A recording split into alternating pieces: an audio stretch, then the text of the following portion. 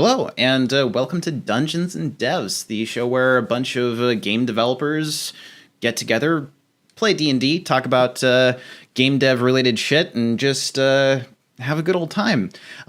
Today we have a big old group, and we're going to get to introductions. So, Susan, do you want to tell us a little bit about yourself, how you got into game development, or how you're getting into game development, and maybe talk about what you do and what you're interested in? Yeah. Hi. So my name is Sue. I go by Gladpuss on the internet. I got into game dev basically by accident. I kind of thought I couldn't game dev because I was told that a lot when I was growing up, that it wasn't possible in Norway. Nobody can game dev in Norway. And then bumped into some friends who introduced me to game jams. So I started doing that. And now I'm studying for a master's degree in education and games, basically. So. Awesome. Well, thank you for being here. And you don't have a ton of experience with D&D, is that correct? No, absolute D&D rookie. Well, that is awesome because actually playing D&D with new people is one of my absolute favorite things. So if you have any questions, don't hesitate to ask. We have some more experienced people, some less experienced people here, so we'll all try to get through it together. But I'm not going to be leaning too heavily on the rules because I think that's a little more fun. I'm going to break a lot of rules, I guarantee, and I'm probably going to be doing a bunch of dumb shit, but that's on me, not on you guys. But Max, how about you? Let's tell us a little about yourself and how you got into game dev. I am Max, I'm French, I'm 24, and I'm mainly an animator, and I got my start in game development mostly through modding and what used to be called machinima, video game movies. And that just kind of snowballed into eventually just kind of my first job. Where I just revamped a whole bunch of third-person player animations, and that really just kind of snowballed from there. And I still pretty much actually just do that, game animation and then film-based animation on YouTube. And yeah, that's pretty much it. I'm self-taught, but doesn't matter. No, it doesn't. I am self-taught, so you're in good company. And I also forgot to say, much like Stu over here, this is my second game of D&D ever. So, all right. Well, it's great to have you. Thank you for being here, Karen. What about you? Care to introduce yourself and tell us a little about how you got into game dev? Sure. My name's Karen. I am currently at Ubisoft Massive in Sweden as an environment artist. Been in the industry for nearly three-ish years now. So I'm starting to become a older one, but I still consider myself quite young in the industry. I kind of went the more traditional route of through schooling. I did a college course in interactive media and then went to university to study games art. And then got my first job at Sony in London. Spent a couple of years there making VR games, and then moved over to Ubisoft recently. Awesome. Well, thank you for being here. And what about you, Robert? I know that you're in a bit of a different segment of game dev. Yeah. Well, so I'm Robert Hornbeck. I am currently the customer support manager for that game company. And I actually only started there earlier this year. So I'm new at this company. I have done customer support before, but primarily my profession has been game design and production. But there was a need for customer support team and management at this company. And because I had prior experience and because I'm very passionate about building culture and, essentially kind of community related things, it was a pretty good fit for me. And it's something I generally enjoy doing. But before that, as I mentioned, I've primarily done production and game design. I've been in the industry a little over 10 years now, doing everything from, quality assurance and essentially compatibility testing all the way to level design and production. I've worked at Riot Games, 2K Games, and then, of course, recently I'm now at that game company. So I've been all over the place, and I kind of consider myself a bit of a Swiss Army knife as a dev, because I just have all kinds of various experience, which can be very helpful. However, I would say probably my greatest passion right now is board games and developing board games. And so much so that I've also started with some friends a team building service for companies, or really anyone, called the Board Game Brigade, where we help build culture, or essentially throw parties with board games. And it's very rewarding because we get to see a lot of people who've never played board games, or who are actually intimidated to play board games, playing them for the first time and just being super excited and kind of like just introduced to this whole new world of entertainment that I hold so dearly. So that's a big part of my life. Oh, awesome. That sounds like a ton of interesting and different experiences. And thank you for being here. I know that you have a lot more experience with, D&D and other similar games. So it's good to have this kind of like mix of different people in here. Yeah. And Jaren, what about you? Tell us a little about yourself and how you got into game dev. I started by going to uni for a game design course that was a bit of game design, mostly game art, and then snowballed into doing a competition called Transfuser, where the UK Games Fund provides graduates with some money to make a little game over 10 weeks, and then if you win this competition you get additional funding. And then from that moved on to being a junior artist at Hammerhead, and have moved on to being the kind of interim character artist on the team, making all the VR experiences and all that sort of goodness. Awesome. That's super cool. And thank you for being here. I am Xavier Coelho-Costalny. I am a 3D character artist at Insomniac Games, currently working on Spider-Man for the PS4. I got into game dev by making lots of characters. That's about it. That's my whole story. Yeah. But enough of that. Enough of introductions and stuff. It wouldn't feel right to have something game dev related without having some game dev related discussion. I'd like to start that discussion before we get into the game, just by asking a fairly simple question that hopefully you guys all have some sort of input on, which is, essentially, have you run into any challenges in your time getting into game development, being in game development, what were some big challenges that you had, and how did you overcome them? How would you recommend that others overcome similar challenges? I know that Robert has been in the industry probably the longest out of all of us. So if you have something to start us off with, that'd be great.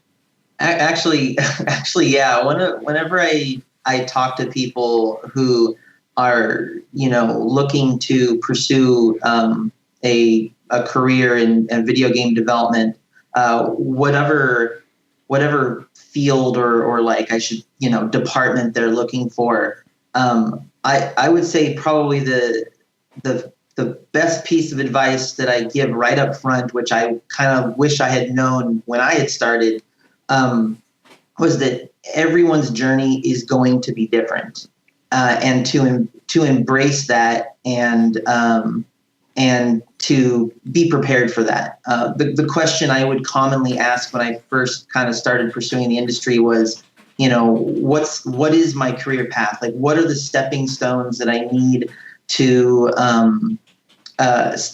achieve in order to get where I wanted to be? And every time I would talk to someone, especially if they were in a role that I wanted to be in, be it design or production or whatever, every person told me a different story. There was some overlap, but it was always different. And it became frustrating because I would try and emulate those things, which, could account for my success on one hand, but is also part of the frustration of, I did all these things. Why am I not here yet? Or I did this and I did that. Why am I not doing what, this person is doing? And that all just comes back to the concept of everyone's journey is going to be different. And the best thing you can do is like, just keep doing it, even if you're not getting paid. So even if you're not in a job being paid to be a game developer, be a game developer, do side projects, build out a portfolio, prove your interest, your passion, your motivation. And I think that has the most value and weight. Awesome. Yeah, that is definitely good advice. The constant doing it, the constant practice is always what's going to get you the best results pretty much in any field, I think. But just constant practice to make yourself and push yourself to be better it seems to be the common factor among everybody that I've met who has been successful. Does anybody else have some sort of challenges that they've run into? How would you recommend somebody try to overcome a similar challenge? Anybody have any input on that? Kind of following on from Robert, it was like getting that first job is always, as somebody that's only been in the job for about a year now, is the hardest bit, especially like if you've done 4 years of a course and then waiting to get hired. And it's like, I've done these 4 years, I thought I'd be at that level now, but it's kind of just believing in yourself and like pushing yourself to get better, even though there's nothing there right in that minute. Something will come along eventually if you keep doing it. Mm-hmm. if you keep striving to be better and improving your portfolio and what have you. Yeah, I know that for myself, when I was trying to get into game development, I had a couple of lucky breaks because I was able to make some items for Team Fortress 2 way back in the beginning when it was still just people modding the game, and then they eventually did the the online market and stuff for user-generated content. But the biggest challenge for me was that I was not in a place where there was a lot of game development, and I had to work very hard every day to make a portfolio that was a good entry-level portfolio. And the hardest part of that for me was getting enough content for a portfolio that I could present myself and say, oh, here's what I can do, here's what my stuff can look like, and here's how I can add value to your company. And I would recommend that if anybody is trying to get into visual art in games, whether it's graphic design or UI or characters or environment or anything like that, that you keep pushing and keep building your portfolio and sort of be ruthless in how you cut out all of the old stuff, no matter how attached to it you can get, because that will only make your portfolio better and only make you more attractive as a potential employee. I just had a portfolio call recently. It was good fun. Yeah. I did too, actually. Like less than a month ago, I got rid of like 10 different pieces from my portfolio, and I felt so relieved. Mine was deleting all my uni stuff. It was like, oh God, no, that needs to go away. For those of us who don't know, I can guess, but what is a portfolio call? Oh, well, to cull things from your portfolio is essentially cull. I thought it was yes. Phone call. Yeah. Like Bad accent, sorry. Yeah. Got it. Yeah. To kind of like this is actually a good topic of discussion, especially for a lot of visual artists and people who are presenting work through some sort of portfolio, even for like sound designers and musicians, is make sure that you focus on having your best foot forward, and then if your best foot is not forward in some sort of piece, just be merciless, get rid of it, axe it. I have lots of stuff that I can put in a portfolio, or that I have put in my portfolio in the past, but it's not up to the current standard of where I am working or where I want to be working. So it's, I get rid of that stuff, even if I still like it, even if a lot of people have told me, hey, this is cool. If it's not at the standard that I am trying to hit for work that I either want to be doing at work right now or future work that I might want to get at some other company when or if that happens, which I don't really want to go anywhere else right now because I like my work. But, people move around a lot. So, and the game industry is pretty volatile in a lot of ways. So making sure that you're constantly up to date is a great way to sort of go through your portfolio and cull the old things and, constantly refresh. Does anybody else have any sort of challenges that they ran into or are running into that you think it might be helpful to address?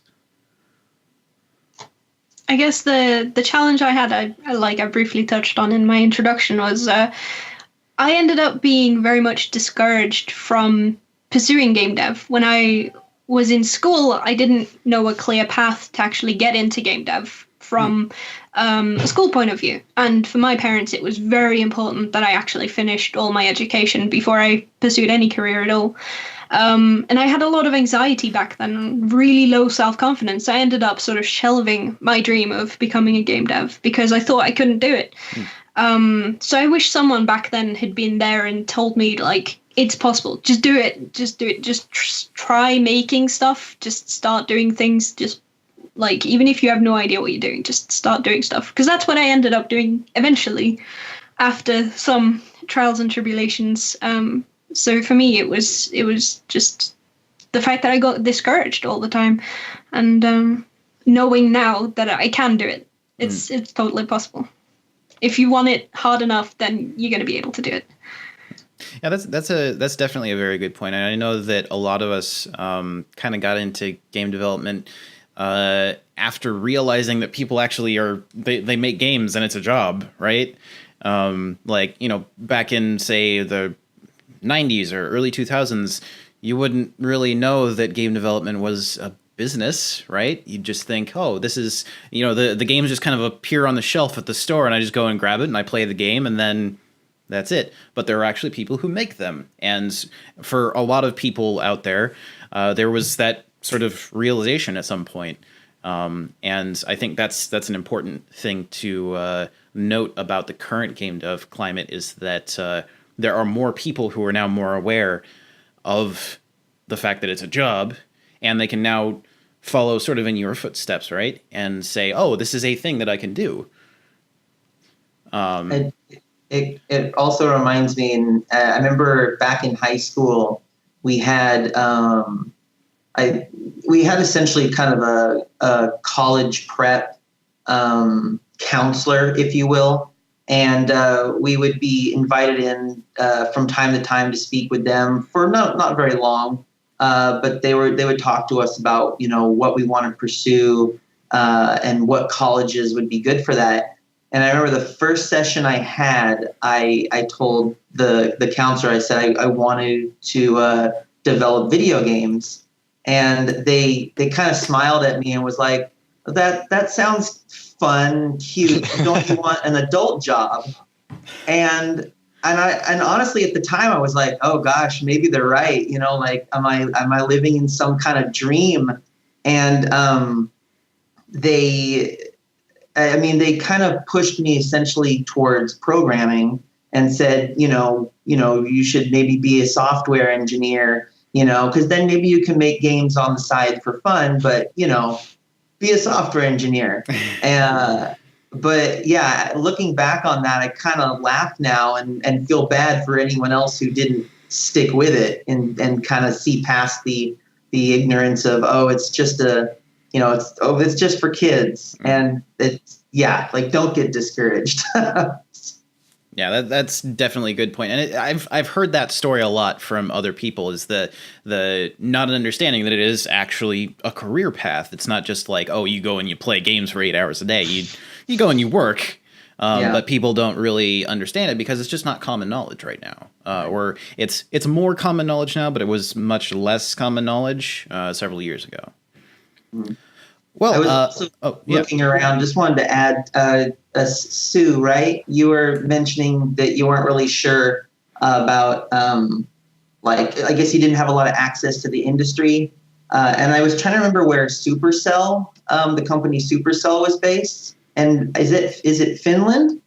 Yeah, they're in Finland. Okay. I think my closest one was Funcom, which is up in Oslo, but I didn't know that at the time. I didn't know they Right. were Norwegian, so Yeah. I didn't think there was anything in Norway at all. And Gotcha. that's what my school counselor basically said. No, you can't get a job in the games industry. It's not possible. There isn't one in Norway. You would have to move to America, and nobody wants you to do that because I was from a very small town and everyone knew everyone. It's like, no, you're not allowed to do that. And I wasn't Come even across the border encouraged to to do Sweden. programming. Yeah, I should. But yeah, no, I wasn't even encouraged to do programming. I was told to do fine arts. Maybe I would be a concept artist one day. Yeah. That was where I was led to. So, but yeah. It's interesting how many, like, now there are a lot of Scandinavian companies actually. I did some research into it for a uni project during my bachelor's, and there's like 40 or 50 now, whereas when I grew up I knew of like 2. So I think the camera. The I can't remember the number, but like the most amount of games played in the world right now come from Nordic countries. So there is definitely an industry in the Nordics. Yeah. There certainly is now. That's for damn sure. All right. Well, thank you guys for sort of contributing and discussing this. I know that it can be weird just jumping into some random discussion with a bunch of strangers from the internet, but hopefully we can sort of get past that. We're going to be having a couple more minutes of discussion after the break, about halfway through our game. But speaking of the game, I think we should probably get started. So does everybody want to tell us what sort of character you're going to be playing? And then we can actually jump in and get to this little adventure we're going to be going on? Yes. All right. So, yeah. All right. Well, Sounds good. Yeah. Sue, what about you? What kind of character are you playing? I was planning to play the thief. So I vaguely know what I'm doing because Well, not to worry. I've watched some D&D, but apart from that, I'm kind of like I'm just going to be hiding in the shadows the entire time. Not doing to nothing. worry. Not to worry at all. So, what about you, Max? What are you going to be playing? Well, my first game was a level 5 fighter, and I plan to play a level 5 fighter again, because I like ramming into people and throwing my sword and being a bit of a half-man, half-orc brute, but sometimes with a bit of a smarter side. But only sometimes, unfortunately. All right, awesome. What about you? What about you, Karen? We are going to have a double thief in this team because I am also a thief, a rogue thief. I am a gnome as well. So Awesome. I can be if you need me to squeeze into some small places, I can do that. Alrighty, and Robert, you have a little something special that you cooked up, right? I think so, yes. Today I will be playing as Ogden Lodestone. Many know him as the calm of the storm, but some know him as the storm itself. Which do you want to meet? Alrighty, and Jaren, what about you? I'm going to be playing a half-elf ranger. Awesome. That's not as fun as Robert's. No, it's okay. It's okay. We're all going to be having a bit of fun here. So, with that, let's get started. Let's get into it. And let's get into the current situation in the city of Villemire. So, the city of Villemire is under siege. In fact, it's been under siege for the past 2 months. Now, the nobles living in Villemire, the Vexler and Cleghorn families, have allied themselves and have decided that they're just not going to pay taxes to the king anymore. Now, naturally, the king, when he heard about this, immediately threw a hissy fit and sent the entirety of the king's army and the Royal Navy to surround the port city of Villemire. A nice little map of which we have here. I think it's going to be flipped sideways on the stream, but that's okay. And now that Vilmeyer is completely cut off from supply lines and commerce, infighting has started to happen in the noble families. Both the Vexlers and Cleghborns are sort of at each other's throats, and the smaller noble families in the city are all sort of squabbling and trying to get all their resources together. Food is scarce, clean water is scarce, and those who didn't immediately flee the city when they found out that the king was going to surround it and lay siege have actually started forming gangs, and they're hoarding food and supplies. That brings us to you. As members of the Adventurers Guild, you guys are in a pretty good spot. The Adventurers Guild is fairly well stocked at all times because as a guild of adventurers, they need to be prepared for basically any contingency because they get a lot of very different, very, well, varied jobs. And today, after 2 months of siege with supplies running low, you guys find yourselves in the common room of the Adventurers Guild, waiting in line for your little bowls of gruel. Each of you in line behind the other. And as you're working your way up the line, Robert, you find yourself at the head of the line with your little bowl, waiting for Bailey, the guildmaster of the Vilmeyer Adventurers Guild, to fill your bowl with a slop of gruel. Now, Bailey is a sort of gruff fellow. He's a bit portly. He's ill-tempered, and he's always got a bottle of something close at hand. And he's not happy about the fact that you guys don't have access to, fresh meat, fine wines, the sorts of things that he, as a man of the world, likes. So naturally, he's been sending out feelers to anyone around the city who can get him supplies. Anyone around the city who might have a line on something that's tasty or interesting, because Bailey likes his fine foods and drinks.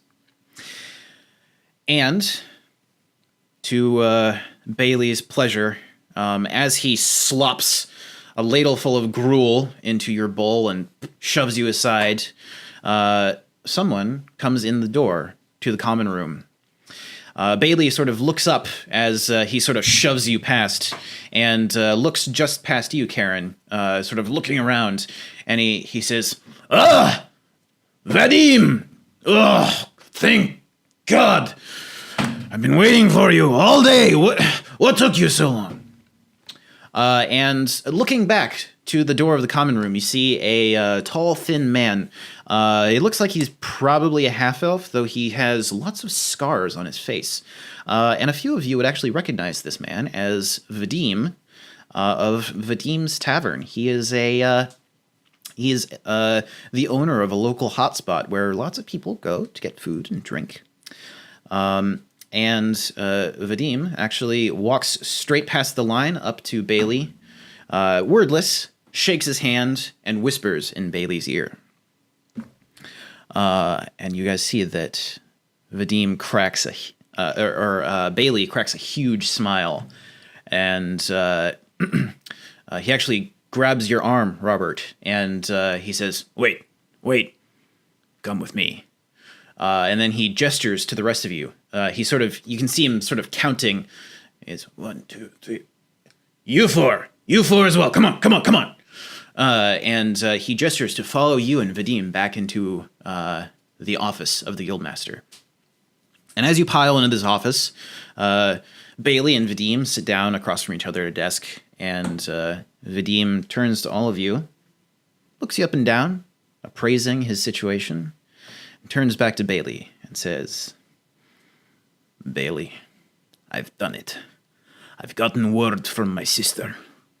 Olga is just outside the king's lines. She has supplies. A bird came this morning with a message," and he unrolls a small slip of paper, on which is written a short note from Vadim's sister, Olga.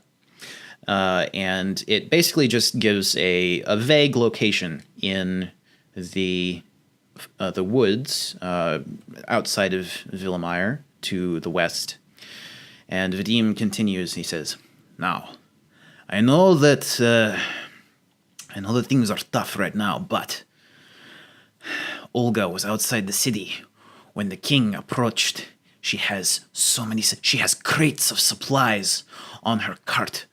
Now she's waiting in the woods outside of the city, and she can't wait for long, but she has some very fine things. I think she got some of those cigars you like, and she has 6 wheels of cheese."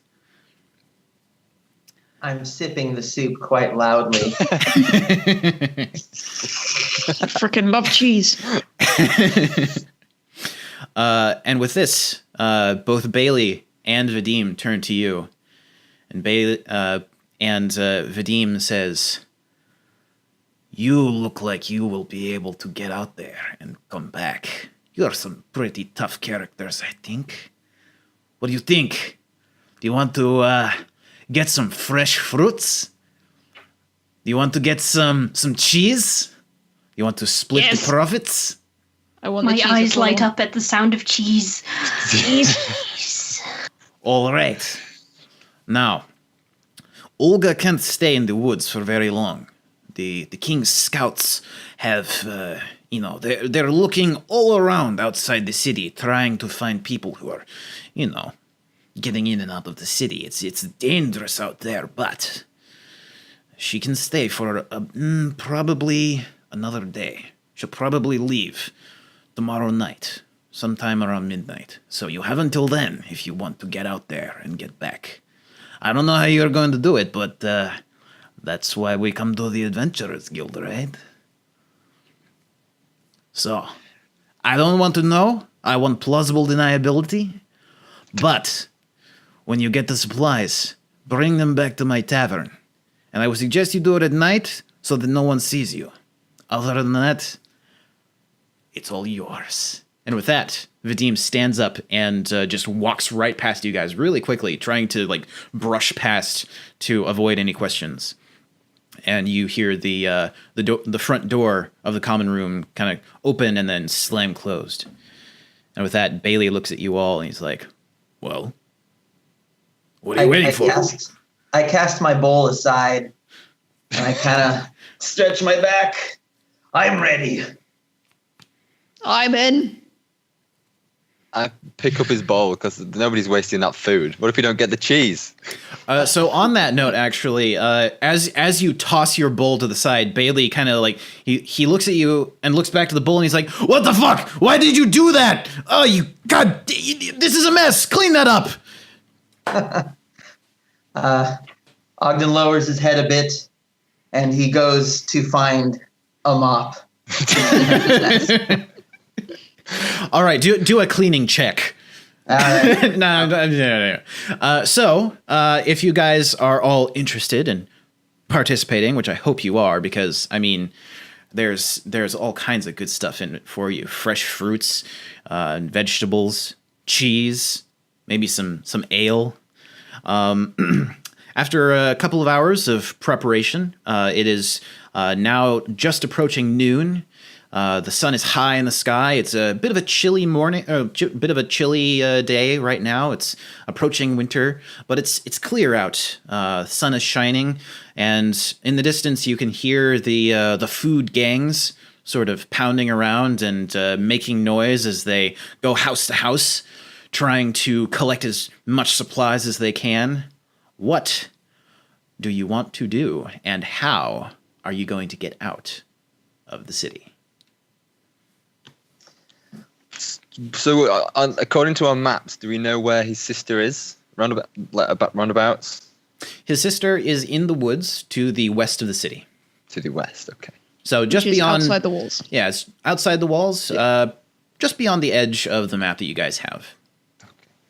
Can you give me a little more context to these food gangs? Is this a common occurrence? Are they rioting, or are they just begging for food? It seems more like gangs have sort of formed around, maybe the most charismatic person in a certain area. There's probably 1 or 2 gangs per neighborhood of the city. Maybe like 50 to 60 people each. Some of them are a little larger, some are a little smaller.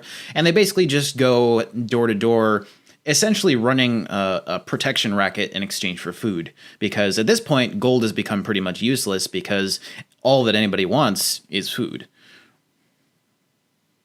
We may have to consider one thing. It's one thing to go get the food, but bringing it back to the city and to the Adventurers Guild, that's another thing. So the route that we pick is going to be more important than it might seem. There's a road that goes straight past the Adventurers Guild. Yeah, that seems like the most obvious way there. Exactly. It's going to be barricaded. Yeah. But getting out might be easy. Just getting back in again. Should we go and check that gate and that road, see what it looks like, see if we can just waltz them through? Go check it out. Yeah.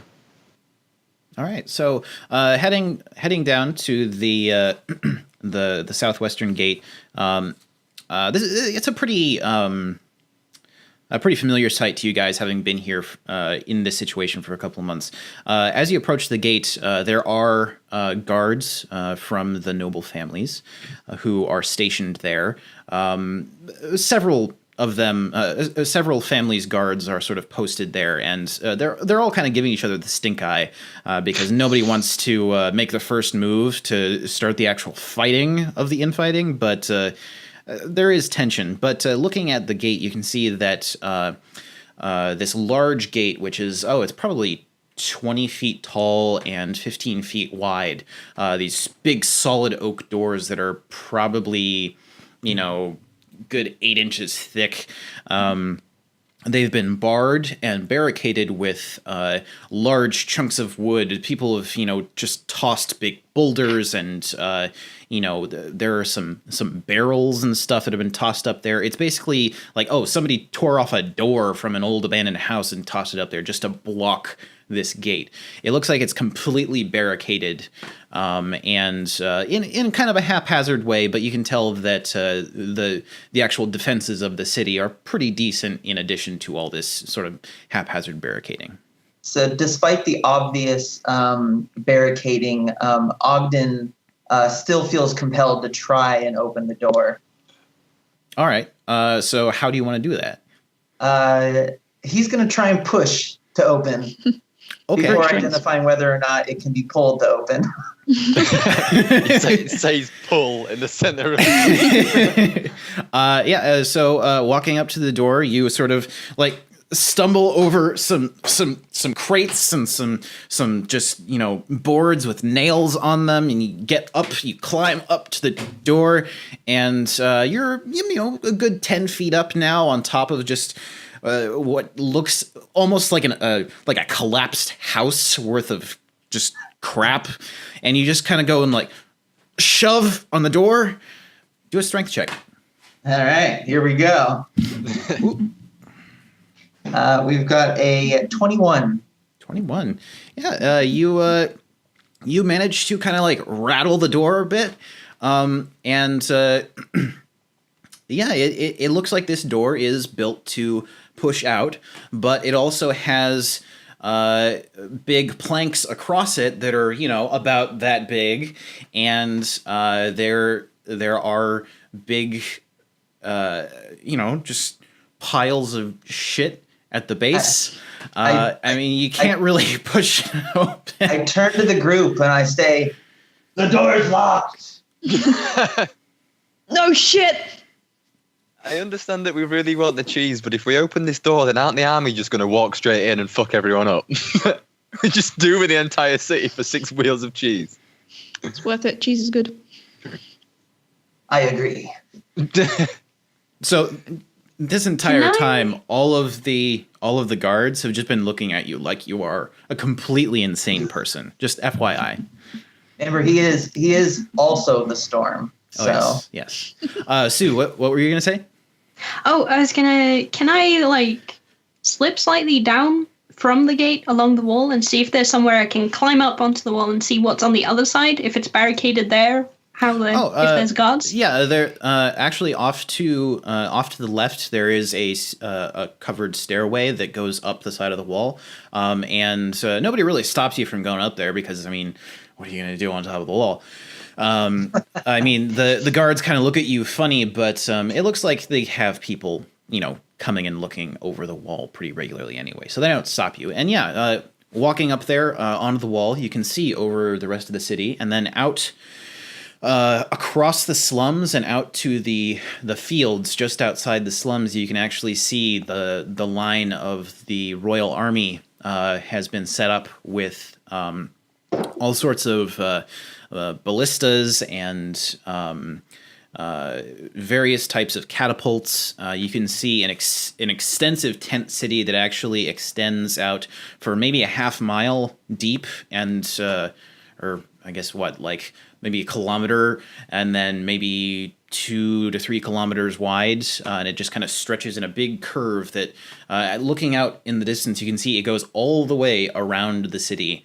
It crosses the river, across a bridge, and it looks like they've actually laid out some bridges, some new bridges, some temporary ones across the river, and it extends all the way from the coast on one side around the city to the coast on the other. Looking out towards the bay, you can actually see that there is a huge line of very tall-masted ships just waiting outside the harbor, forming a blockade. What if we head down to the harbor? Because that's where the wall ends, right? Yeah. And if we go into the water and kind of get around the wall, and hopefully none of the ships spot us. Yeah, that seems like a good idea to me. I hope you don't mind wet socks, because you're going to get wet. There might be some little boats there that we can steal. Exactly, yeah. Well, we can borrow. And then we can use the boats to come back up the river, maybe. Yeah. Before we do that, I'm curious, can either Sue or I see from our vantage point like an easy way to just get down the wall from where we are? Is there a staircase? Can we scale it? Is there a pile of rubble on the other side? Do a perception check. Hold on, gotta find my 3. Ooh, how nice. That is also a 21. All right, yeah. So, looking over the edge of the wall, and sort of taking a look on either side, it looks like the face of this wall is actually very well maintained, and it's completely vertical, with a very slight slope at the very bottom, which then just goes out to flat grass for maybe a good 20 paces. And then after that, and it looks like this is intentional, like it's intentionally been kept clear for roughly 20 paces. After that, the slums start. And now they're not initially slums at first because, along this road, there is a lot of trade that comes through. So the buildings on either side of the road outside the wall look pretty well maintained. But then just a couple of blocks later on, they start transitioning into very ill-maintained houses. None of them actually abut the wall. None of them actually touch it. And it looks like there aren't any staircases or anything else along the sides of the walls. So there's a big gap, and that's where the slums start. It doesn't look like it could be scaled very easily. It looks like it would take some specialized equipment. Could you see if there's anyone there that you can shout and ask if they've seen anyone else leave, and if they've seen how? You could, yeah. Those guys are atop the. I mean, you can go up there with them. Oh, sure, yeah, yeah. You want to look for people out there in the slums who might be able to help? Yeah, just anyone that's within shouting range. Okay. Yeah. Do a perception check.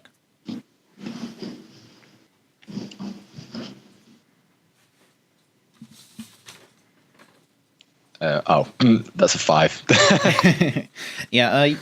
You can't actually see any people moving around. It seems like anybody who was living out there in the slums is either gone or they're just staying indoors because they know that if they go out, they'll either be captured or just kind of like made to leave their homes as part of this siege.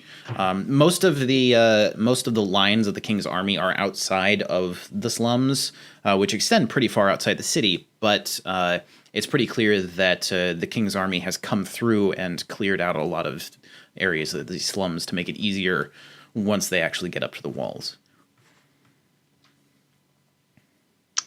Just as a future thing, we're dealing with an enemy army, and I just noticed in my inventory I have a disguise kit.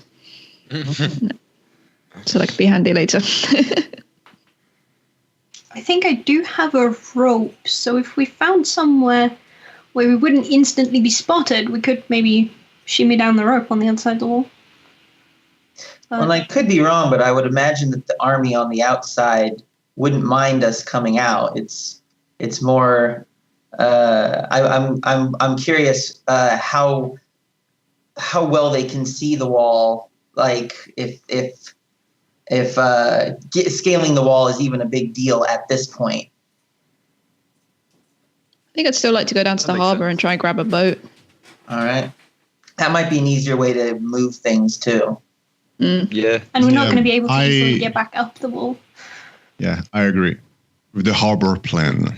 To the harbor. All right. So do you guys want to walk along the wall? Yeah, I was just going to ask. I was just going to ask that. Yeah. Yes, along the wall it is. All right, cool. So as you guys all get up along the wall, it takes maybe 15 minutes to get all the way out to the harbor.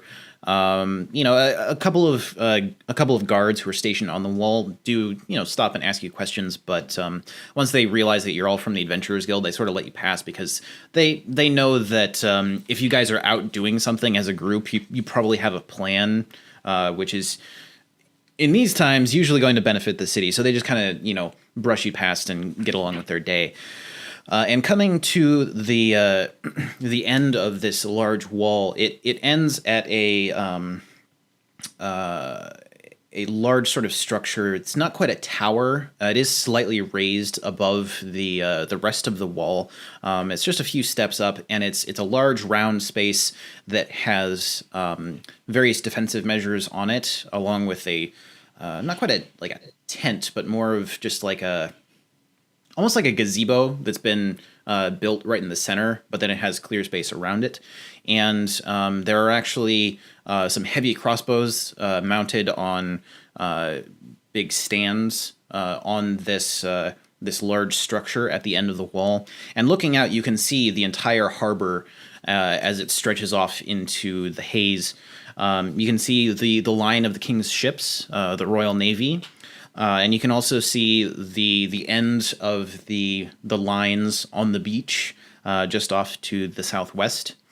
In the harbor, there are lots of small boats, large ships, all kinds of watercraft that are currently docked, along with some larger ships that are just kind of waiting in the harbor, sort of anchored out there. It looks like the blockade came before a lot of these ships were able to get out. And you can see lots of small boats, small rowboats, ones that are a little larger that might require multiple people to row. There's a very large variety here.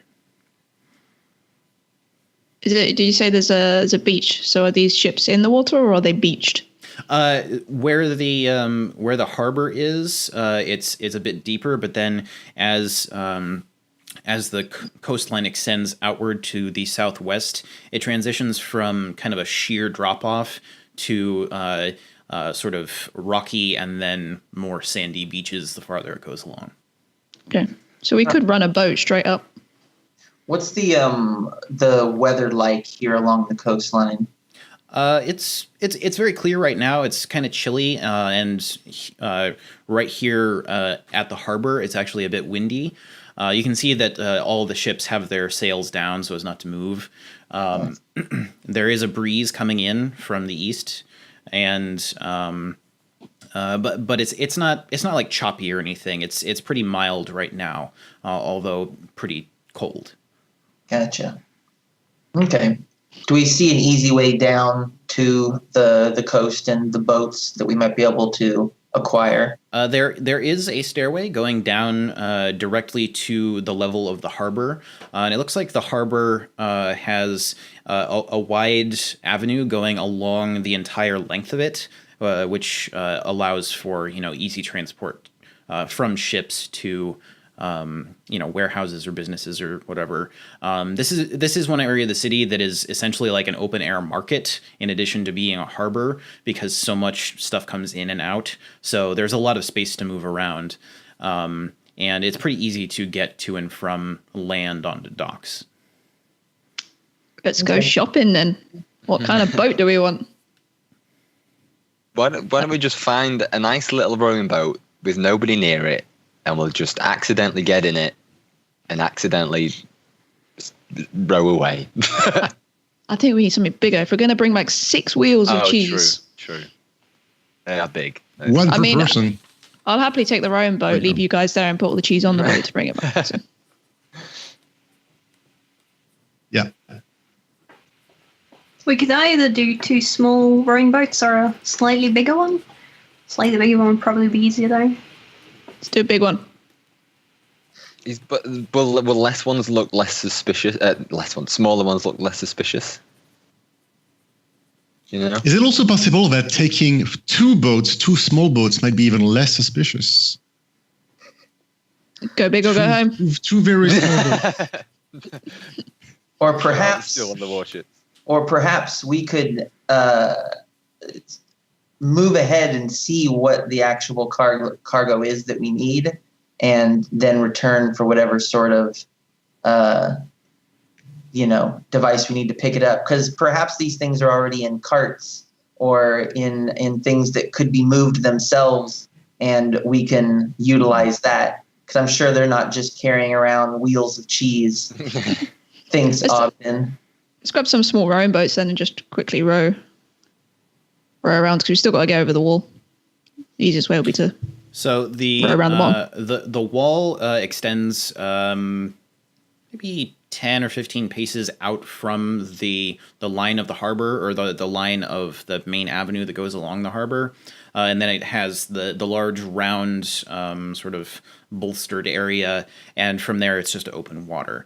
And you guys would know that on the other side of that wall there is an expanse of water that leads to like kind of a sheer drop of maybe 10 feet, 2 or 3 meters, something like that, that goes just straight down into fairly deep water. So just FYI, you wouldn't be able to walk around the end of the wall because it extends a little bit out into the water.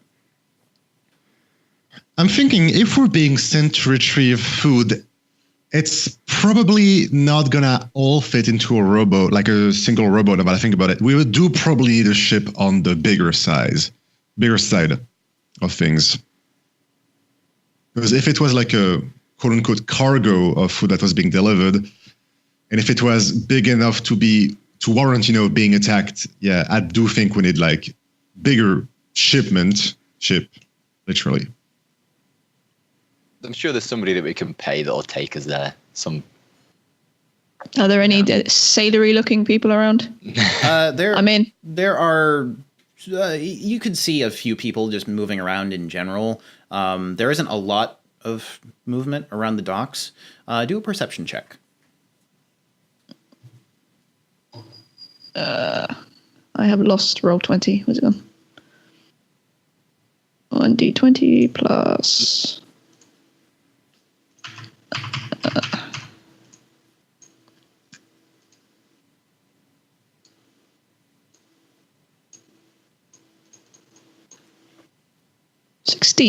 16. Yeah, I mean you can see that there are several larger ships and boats that are docked. One of them in particular, it looks like there are a few deckhands that are just doing general maintenance on one of the ships. It's maybe like a medium-sized cargo ship, and there is a bit of movement on the deck. It doesn't look like they're getting ready to move. It just looks like they're cleaning the decks and repairing any tears in the sails, that type of thing. A medium-sized cargo ship sounds like what we need. So anyway, who's feeling brave enough to convince them to take us?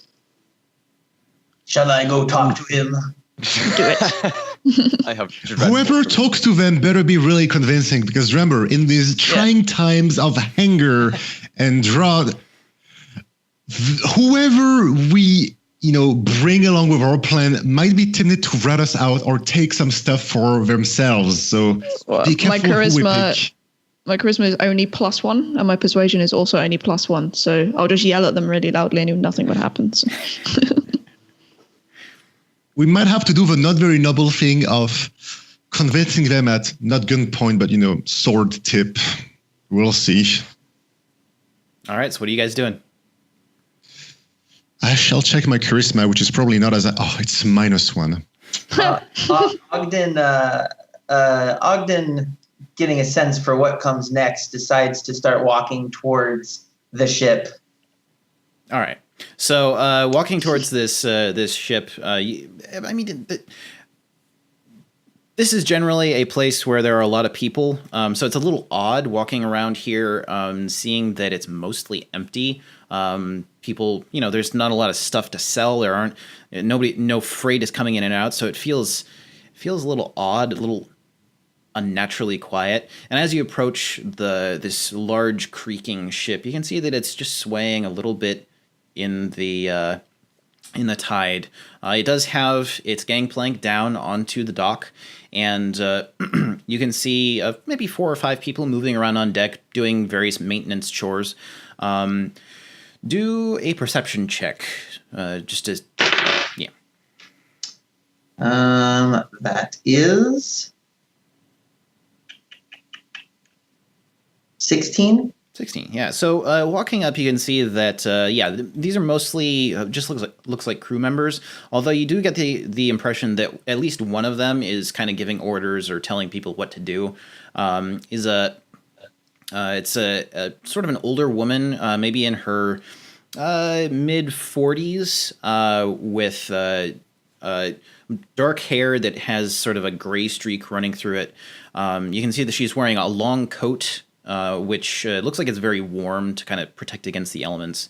And she has a wide belt with just a small knife strapped to the side of it. Tall boots, probably good for keeping out the water. And she's just, going around to everybody on this ship, checking in with them, making sure that they're all getting their chores and such done. Do you want to walk up to her? Yeah, I would like to, if I haven't already, I'd like to go up the gangplank and kind of at the crest of it call out to her. Okay. Walking up there, she actually takes notice as you're walking up, and she sees that you're with a few other people, and she actually comes up to you, and she's like, what can I do to help you? Hello. Hello, madam. I would like to borrow your boat. And I try and smile convincingly. Can I walk up behind him and smile as well? We're all just standing behind smiling. Okay, do a persuasion check. Ooh, boy, let's see. 8. She kind of looks you up and down and looks at the ragtag group behind you and just like,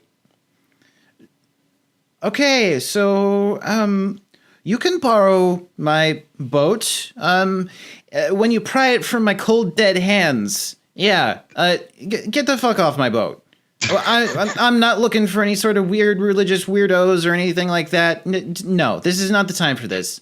We have maintenance to do, so get the fuck out. Sorry. We're on a cheese quest. Cheese quest. Can we tell her of Cheese Quest? Can I? Carry on. Oh, okay. Go ahead. Go ahead.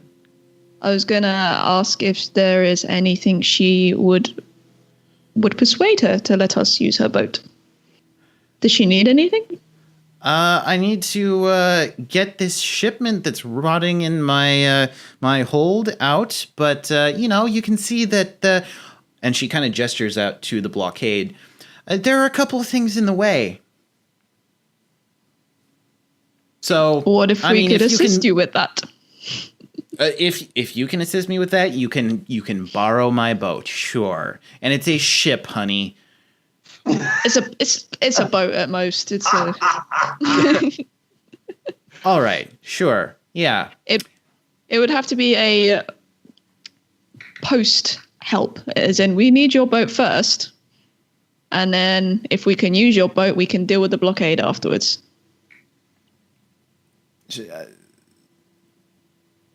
She's not really sure like what to make of it. You can see that she's like processing a lot of different emotions right now, and she's just like, "Okay, I'm sorry. Do you like cheese? I don't. Cheese? What? Cheese. Who are you people? What Do is? you have anything that represents our, subscription to the Adventurers Guild? Yeah, you would each have like just a small leather, almost like a badge, like a like you could flash a badge type thing. It's like a small leather case where you take it out and you have just like a little card with your info essentially that says, Yes. "I'm from the Adventurers Guild. Nice to meet Yes. you." It's essentially that type of thing. I mean, you could show her that it has the crest of the Adventurers Guild stamped on it, and then it has more or less your stats, because people go looking for specific types from the Adventurers Guild. Gotcha. So you could show her that, yeah. All right, I pull that out and begin to slip out my card and very confidently offer it to her and state, "This is important Adventurers Guild business. So please assist us." So she kind of takes the card from you, and she looks at it, and she like flips it over and like looks at more or less your info. The "Hi, I am blah blah blah blah blah. I'm good at X, Y, and Z," and she kind of looks at it again and turns it over, and she's like, she looks you up and down, and she's like, "So are you guys all from the guild? Is this what's going on here?" Yes. Can I turn around and like talk to one of the deckhands and just be like, "Wow, she is a bitch." So so you see that one of the deckhands is up on those rope ladders that go up to up into the rigging of ships. There's one guy who's like he's fixing one of the ropes, and he's watching this kind of out of the corner of his eye. And as you say this, he like looks over at you and he's like, "Ooh, okay," and he goes back to fixing one of the ropes. Meanwhile, the presumably the captain, she like looks at you and she's like, "Well, that's great. Yeah, I'm a real bitch, and so are you. So get the fuck off my ship. Sorry, find somebody else to fleece." And she Thanks, Jared. she just throws the card in the leather case back at your chest, Robert, and Can I she try and catch turns it? on her heel. I walk to the front of the group, shove my partner aside, and tell her, "Look, we can do this the easy way or the hard way. It makes no difference to us whether you want to do this, willfully, and we can just take your boat by force if we want to. So, what is going to be your choice?" So I presume maybe that's an intimidation check. Yeah, do an intimidation check. All right, so it's time for me. Okay, so I have 8 charisma, -1, and 2 intimidation. So what do I roll? Oh, so you'd roll a d20 and then add your charisma modifier, which if it's a -1, you subtract 1 from it. But it's intimidation, though, isn't it? Oh, well, yeah. Let me see. Yeah, but the intimidation does use your charisma. 8 charisma, -1, and +2 for intimidation. So that's So the -1 is the modifier that you add onto whatever the d20 roll is. You can disregard the base charisma score. Okay. You just use the modifier. So That's sweet. yeah, roll a d20 and I rolled a subtract 16. 1. Oh So- wait, no. Whoa, holy shit. Oh wait, no, I rolled literally 0 dice. Okay. Yes, so that's okay. Let me do that again. Okay, I rolled a 13. So is that a 13 -1? Or No, 13 total. Okay. Yeah, she as she's like kind of turning on her heel as you're kind of pushing up, and as you say this, she stops and she turns back to you. And do a perception check if you would. Actually, everybody do a perception check. I still don't know how. So you would roll a d20. So 20-sided die. And then you would add, there is a, on your character sheet right here in this column, you have all those different skills. One of them should say perception. You would add that number and to the roll that you just did. Mine doesn't say a number on perception. Doesn't say a number. Does it have a 0 or just a blank? Blank. Oh, that's interesting. I must have fucked up one of the character sheets. That is just dandy. Let's see here. So It should be the same as Karen, I guess. Yeah, I guess it should be the same as Karen's. Plus 3. Plus 3. could I help with that a little bit? For perception, not so much. I'm sorry. I mean, can I help clarify the character sheet if there isn't a number there? Yeah. So if you don't see a number next to the word perception or anything in that skills list, that the number that would be there is the same as your modifier. So perception is a wisdom, and so it would be your modifier. And if you have, if you are, I guess, trained in that skill, you also add your proficiency bonus. Yeah, so basically the proficiency bonus is it represents like how skilled you are in general, and you can add your proficiency to something that you are proficient in. So as you level up, you'll get a higher proficiency bonus, and you can add that to things. You can add it to rolls that you make for things you're proficient in. So if you are proficient in, say, investigation, if you have a little black dot next to investigation, you could add the investigation plus the proficiency. All right. That means my intimidation was actually an 18, but let's just pretend I got a 13 anyway. Well, regardless, yeah. So what were the perception rolls? I got a 24. 24. 12? 17. Can I do another noob question? How do I roll Absolutely. in D20? On roll 20, there is a little button on the side that has like a little multi-sided die shape. You can click on there. To the top and left. Yeah, it'll pop up an option for rolling dice. Ah, there it is. Okay, Yeah. right. Gotcha.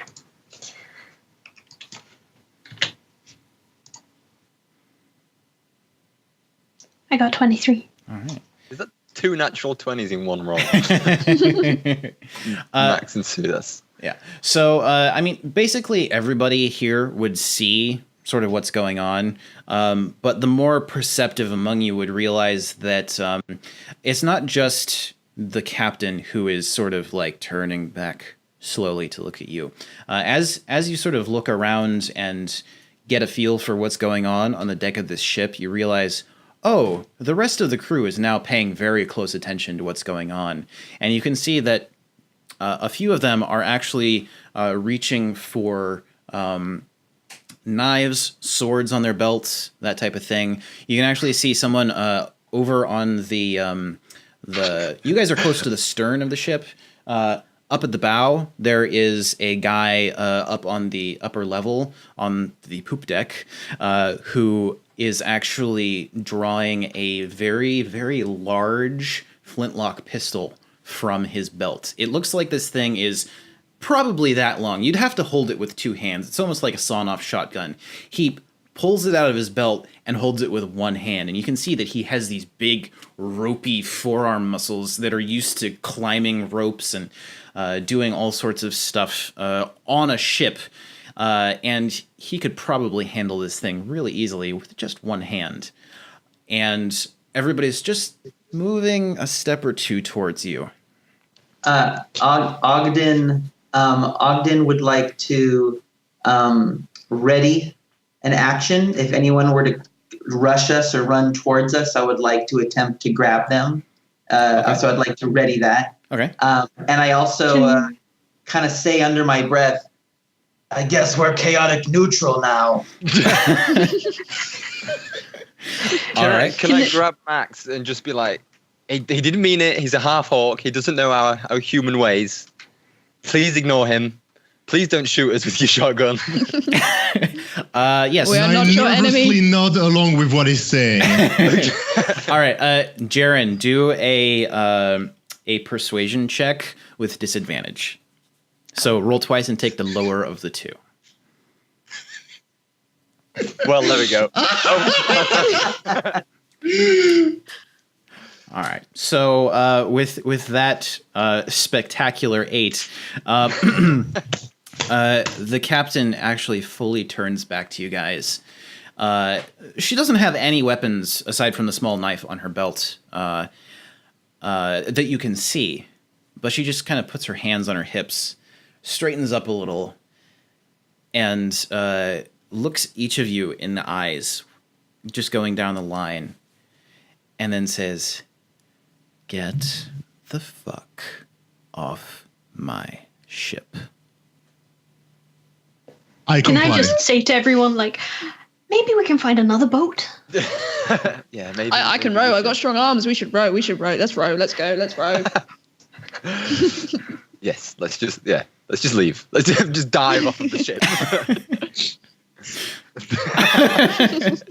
All right. Ogden is prepared to leave if the rest of the group chooses to do that. But Do you he's think we- also prepared to brawl if the group chooses to do that. I just start backing away already. Just All right, so sort of carefully working your way back down the gangplank, you guys see that everybody on that ship is now up to, up on the right by the guardrails, just looking at you, holding drawn swords and knives, guns. There's somebody who just has a big stick. Like, it looks like a piece of driftwood, and he's just kind of like tapping it in his hand a bit, just like, yeah, this thing, it's going to go bad places, yeah. And He's definitely not getting any cheese. No cheese for you. You guys work your way back up onto the dock. There are still lots of other ships and boats and other things, and it seems like the few people who were around the dock, actually moving around, doing maintenance and other stuff, have, there's maybe half a dozen scattered along the length of the harbor who are... they've been paying attention to what's going on because it's a pretty quiet day, and they're all just looking at this little display like, ooh, what's going to happen? Is it going to be exciting? Oh, man. So what would you guys like to do? As we're walking away, I ask the group, does anyone know how to ride a ship or drive a ship? How do you pilot a ship? You just row. I think we just need a rowing boat. We can at least paddle. If there's no oars, we can just kind of shimmy across. Stick the half orc in the back, and you can just kick. We're gonna do great. All right. So what do you guys want to do? It is probably about 2 p.m. by this point. The sun is, making its way across the sky. It's warmed up a little bit since the slightly chilly morning. But there's not a lot of activity at the dock. It seems like a lot of these ships and boats are not quite abandoned, but just been left there in dock with no one to watch them. Is there a small rowable boat that I can see? There are many small rowable boats. I would like to start walking towards the closest one, no matter what size it is. Okay. Going back up onto the the base of the dock, you can see that there is a just a little dinghy. It's maybe like 2-3 meters long at most. It has 2 oars that are just kind of stuck there. It looks like somebody just kind of left it tied up because they were like, well, I'm not going anywhere with this thing, so I'm just gonna leave. So it's just kind of sitting there. That'll do. I would like to get into that boat and grab the oars and kind of motion to the group that I'm ready to row. Okay.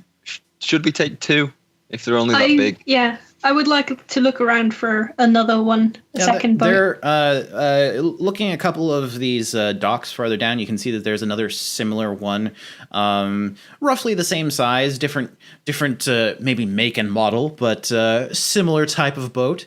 And yeah, you can see that it along with a lot of other boats around here have their oars either in them or nearby.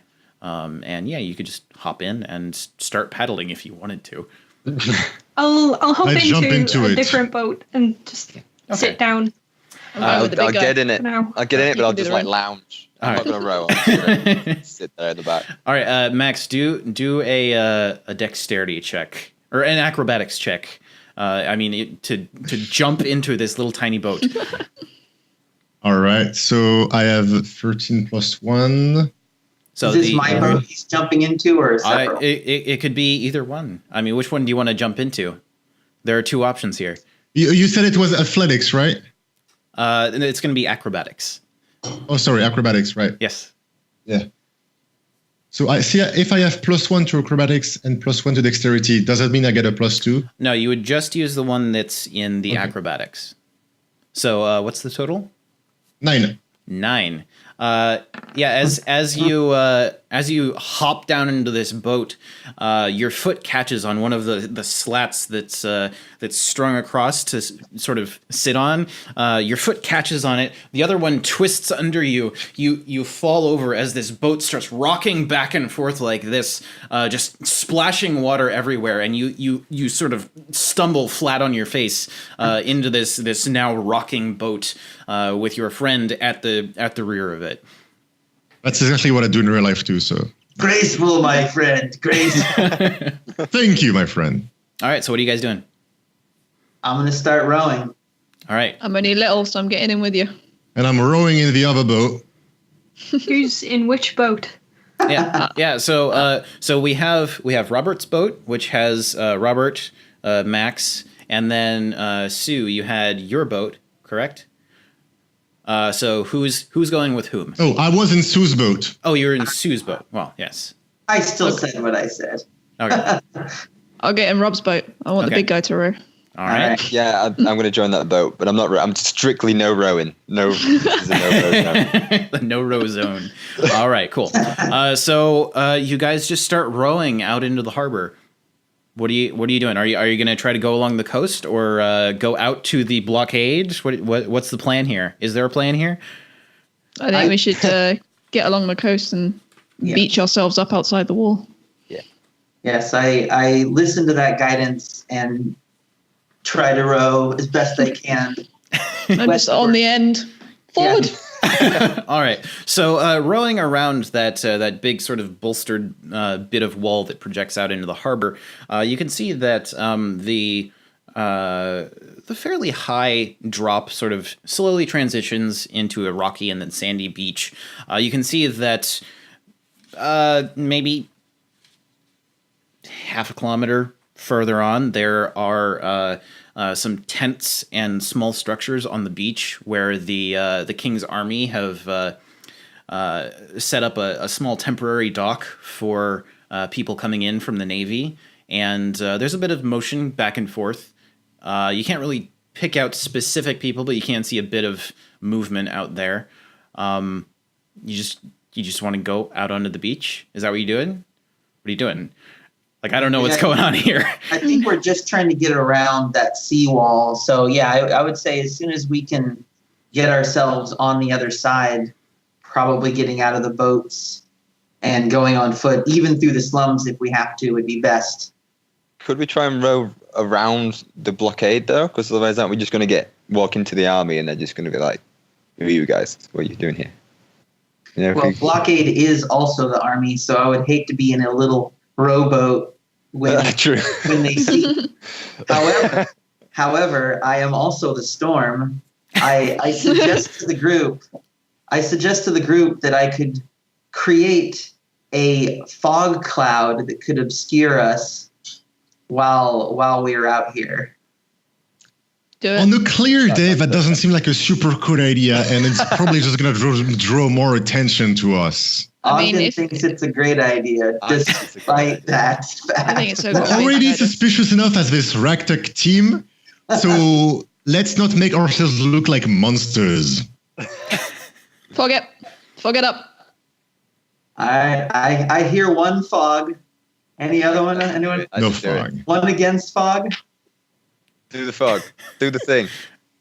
I would like to cast Fog Cloud. It is essentially a concentration spell that allows me to create a cloud of fog in a 20-foot radius that highly obscures the area around the target. And I would like to target myself. Okay. And you see me momentarily take my hands off the rowers, the paddles, I'm and grab them to make sure they don't fall in the water. thank you. And I begin to kind of wave my hands in front of my face as I breathe out the fog, and it begins to surround us. Tragedy. Okay. All right. So, yeah. How does that play out? Yeah, you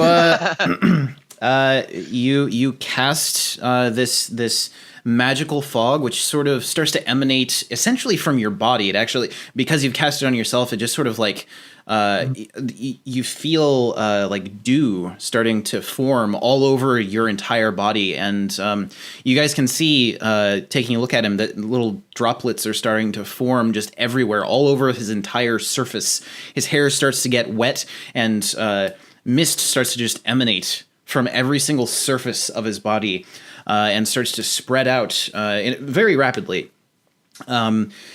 It sort of curls a little bit in the ocean breeze, but it's not quite enough to blow it away. And you guys just sort of start moving forward through a fog cloud. And the view ahead is now starting to become completely obscured to you.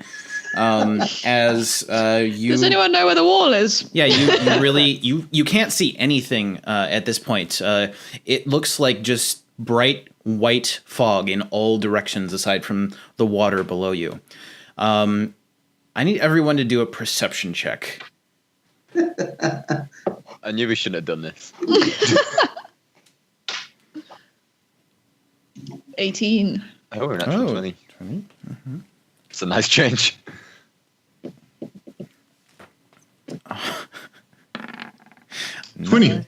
20. All right. All right. So, as you guys are sort of moving along through this fog cloud, which you are generating around you, you can't see shit. You can't see shit, man. It's just white ahead of you, and it's emanating from your, like, the entire surface of your friend. And That's what it smells like, BO.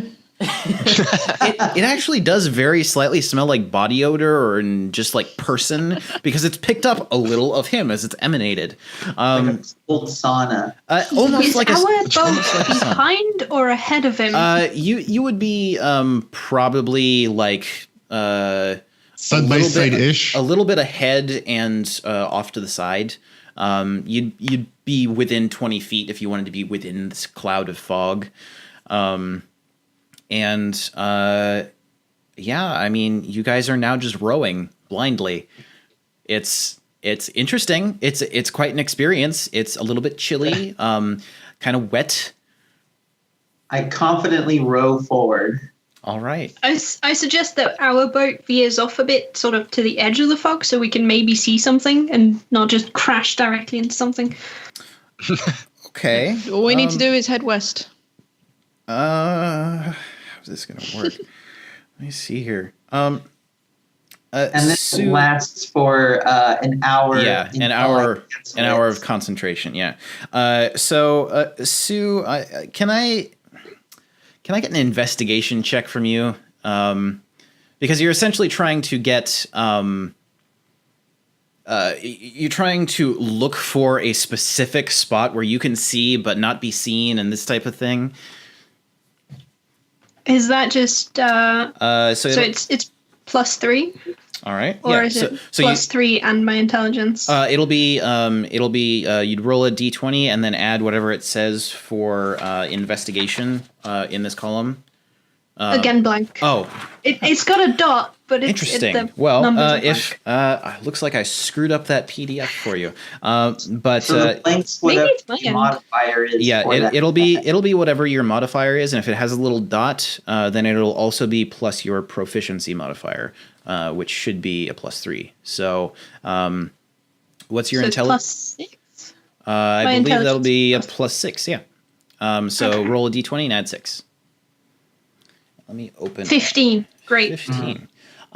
Yeah, it takes a few minutes for you to actually get to a point where you can sort of see, but not feel like you can't be seen. It's just a little weird. Like there's this smooth gradient of fog to not fog, and it's a little bit odd trying to do this, but after a few minutes of like looking around and trying to figure out exactly how this is going to work, you do manage to actually get to just barely on the edge of the fog cloud. And you can see a little bit of the coastline through the haze. It's still hard to pick out details, but you can see a little better now. You can't see your friends. You can't see your friends behind you because they are through just like a solid wall of fog, but you can kind of get the impression from where the fog is coming from about where they are. So if we can see the coast, that'll be north, and we need to go west. Yes. That probably isn't west to you because it's going to be inverted on camera. I say we just go until we hit something. Can't go wrong. Just keep going west until we hit something. I like this guy's style, and I want to try to go a little harder. Robert, just do a general intelligence check for me.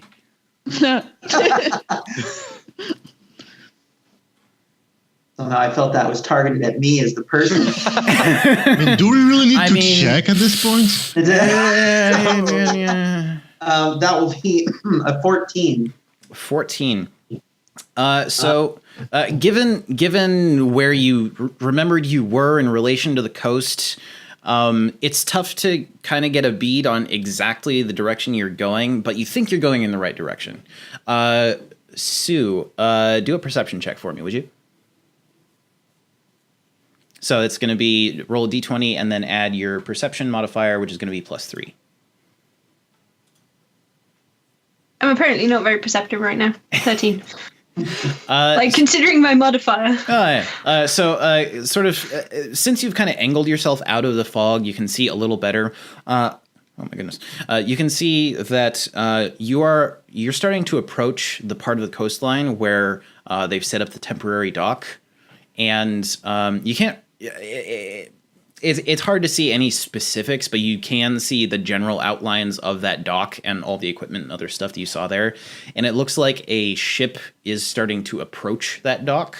It looks like it's a couple of minutes out from actually docking. It's a pretty big ship. It's a big 3-masted ship.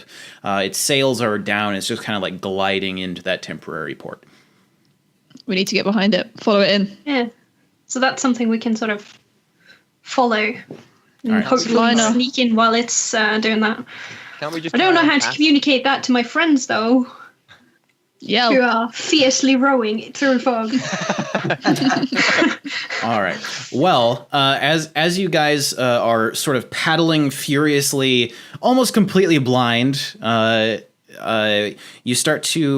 would all start to hear shouts in the distance. Everybody do another perception check for me real quick. This time with advantage. This is going to be more about hearing stuff rather than seeing. And you'd be paying attention anyway. 26. All right. That's 19. 11. 19. So we've got an 11, a 26, a 19, and what else? Someone not rolled?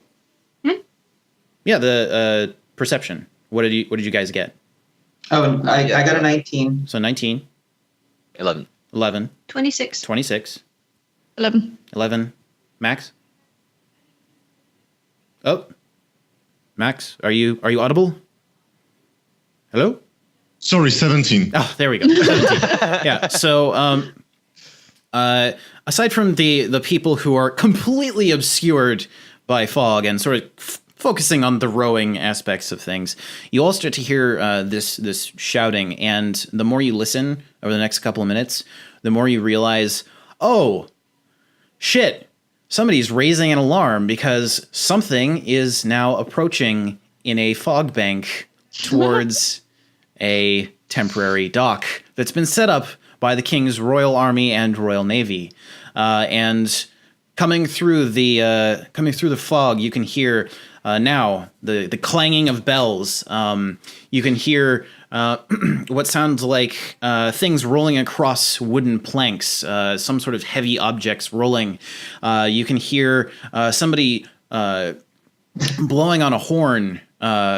Not quite like foghorn style, but more just like raising an alarm that something odd is happening. Sue, you'd be able to see that some sails have actually gone up on the ship that is approaching. It looks like they're now dropping anchor and trying to stop the ship from moving any farther. And you can now see that as you're approaching closer, there are several guys who are rushing out onto the dock, carrying all sorts of weapons, and at least 3 of them are pushing what looks like a cannon out onto the dock and angling it towards the fog bank. And with that, we're going to take a break. Oh, God.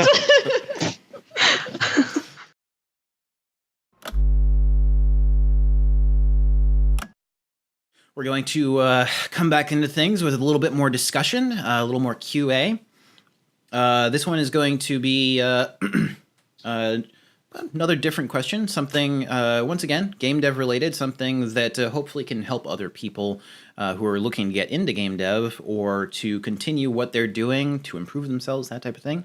So the question is, if there is some sort of thing that you have found is very helpful for you, some sort of resource, maybe a website or a book or some sort of series of blog posts or something like that, that you would recommend that people check out as far as, game dev education or helping you with your work, what would that resource be? And how would you use it, or how would you recommend that people look it up? So this is really open to anybody. So does anybody have some sort of resource like that they've found to be really exciting and helpful? Oh, I see that Karen's got her green tooth sticker up there. Yeah. Yeah, I mean, the age-old polycount is always, the wiki is still incredible. So that's where I learned most of my stuff. Oh, yeah. But, yeah, I mean, if you're on a uni course or something, it's the people around you too. They're going to be learning stuff and reading things that you might have missed. So just chatting to them if you're on a uni course was probably the best things I ever did. And I learned the most at uni just from other people as well. Yeah, I know that I definitely got my start with Polycount, and even to this day, the wiki is super helpful for looking up resources. I'll occasionally go back there if I need like a base mesh or something, just really quickly. Like, oh, I'm sculpting something and I lost that base mesh that I had. Oh, let's go grab Arshlevin's base character mesh thing and start sculpting on that, or let's go look at some of their topology reference pages. That's something that I also dig into a lot. What about the rest of you guys? Is there some resource, whether it's online or in the real world or whatever, that you'd recommend for getting into whatever you do?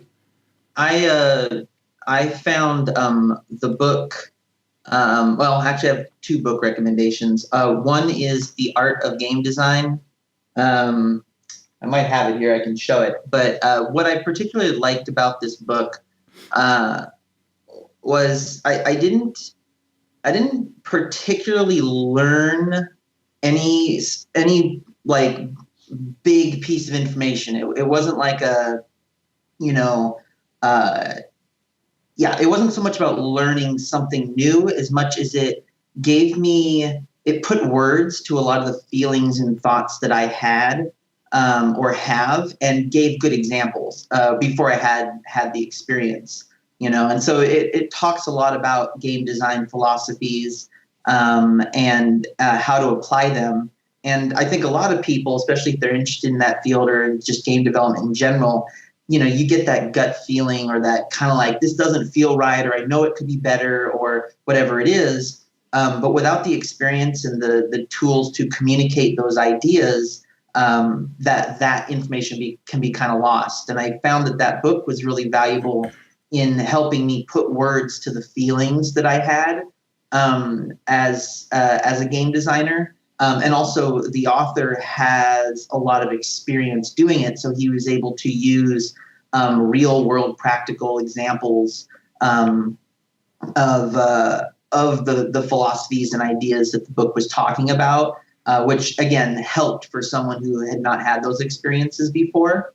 And another big aspect of that book is it talks about lenses. It's essentially like the way you view things. And it helps you make certain decisions by viewing what you're working on through a certain lens, is the way they describe it.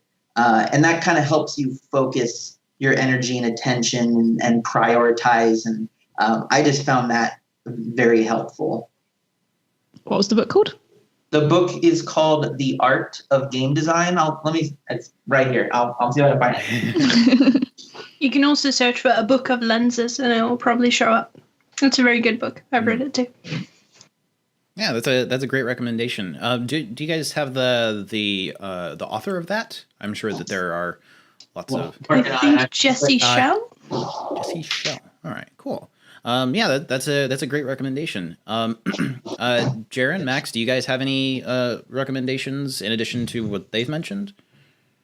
One thing that I've just kept thinking about the years and that has really quote unquote influenced me is this one page from Simon Schrapt, I'm pronouncing that horribly wrong, about game art tricks. So if you look for Simon game art tricks on Google, you'll find it. Just so many cool, fancy, just technical art tricks that are used in games.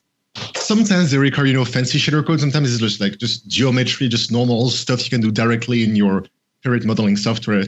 And knowing, one thing that you shouldn't really be neglecting as an artist and animator is just the technical side of things in general. And even I, for example, I like to read programming articles, even though I don't understand most of it. If I just get the general point, I feel like it's really insightful to really know everything from A to Z, even outside your own domain, and try to get a grasp on as many things as possible, even if it's just surface level, because that helps you achieve a greater understanding of everything in the field of making video games, in my opinion. So yeah, basically my point is technical breakdowns, stuff like that. And I recommend the Simon Schrapt Game Art Tricks page. Yeah, actually. That website just... Oh, yeah, go ahead, please. I was going to say that website just shows how much just game dev is just smoke and mirrors, and it's all just black magic. Yeah, absolutely. I've definitely gone to that page a lot, and I absolutely love reading his breakdowns. I can certainly echo that page and Polycount as being really good resources for both technical stuff and more artistic things, because I love diving into both. Robert, do you? It looked like you grabbed the book. Yes. Is that? Oh yeah, I found the book. Oh, cool. The Art of Game Design. It's probably backwards on there, but you get the idea. Yeah, gotcha. It's A Book of Lenses, as you guys previously mentioned, and I believe it's Jesse Schell, or Jesse, last name Schell is the author. But yeah, I'm not a big book person, so this was particularly valuable to me because it had the kind of flow and information and pictures that helped, really just inform me of things that I didn't know, or I knew but couldn't fully comprehend because I didn't have the experience. Mm-hmm. Mm-hmm. Yeah. I think I have that book. Yes. But when I'm not reading books, two of my favorite things at the moment is reading articles on 80 level, because they have a lot of cool stuff that's quite recent. And most of this time, though, what I do is watch game dev streams on Twitch, because that's kind of growing community now, and you can just see a lot of different aspects of game dev, like the stuff that I haven't done myself that much, like animations specifically. It's one I've been watching a lot lately. It's just really interesting for me to see how people's pipelines are, and been learning a fair bit from that. Even if I don't implement all of it, it's good to know how it all works. Oh yeah, absolutely. And, you know, increasing that breadth of knowledge is always going to help you in whatever your own focus is, because you'll be able to see how it impacts other people, right? And you'll spot when it's broken too. Right. Yeah. Yeah. And that can be helpful for like other departments or something, because like you might be able to spot something that maybe somebody accidentally screwed up, or something's broken in the engine or whatever, and you can point it out to the right person who can actually go and fix it. Right. Mm-hmm. Yeah. The other book I wanted to suggest, and this is for the customer support perspective, which is customer support in general is something that is becoming more and more important, and I think companies are putting more emphasis into it. And it's different depending on the product, right? If it's a retail game that is essentially not supported after its release, there's far less of a customer support, or maybe just the retailers are the ones that cover the customer support. But for a lot of these live ops or multiplayer MMOs, anything that's got this ongoing support of the actual product is really requires that they have a good support team. So the book that I read is called Delivering Happiness, and it's from one of the primary founders of the company Zappos, which was originally just an online shoe retailer that blew up, became something very similar to Amazon, I believe a competitor at one point, and later purchased by Amazon.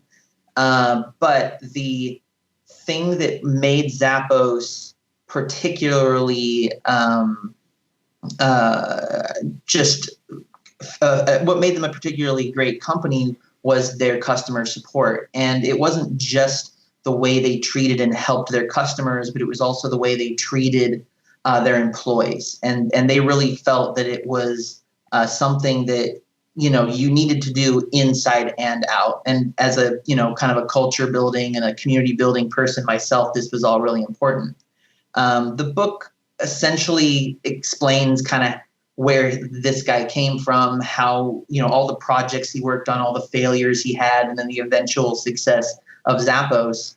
But it's really focused around this idea of how to treat people and what made their customer support and their company culture so valuable and enriching to the experience.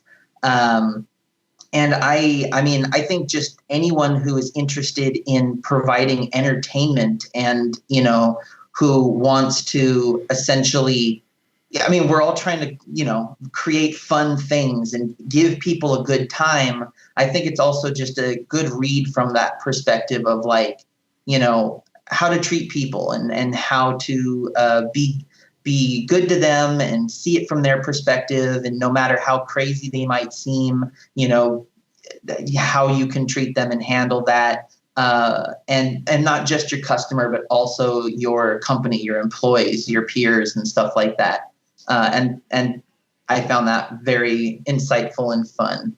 Yeah, that's actually one of the things in talking to lots of other game developers that I've found is a very common thread is if you want to work in this industry, the most common advice that I see, aside from, like, you know, have a good portfolio or whatever, is literally don't be a dick. And Yeah. That was my university course motto. Yeah, Don't be a dick. Yeah, exactly. And I mean, I've had people on Dungeons and Devs say, that's the biggest piece of advice I can give is don't be a dick. Treat people with respect. Be a real person. And I think that's be good to each other. Yeah, be good to each other. And if you can be good to other people, they're probably going to be good to you, and they're going to be helpful to you, and you'll be helpful to them. It's a give and take type of thing.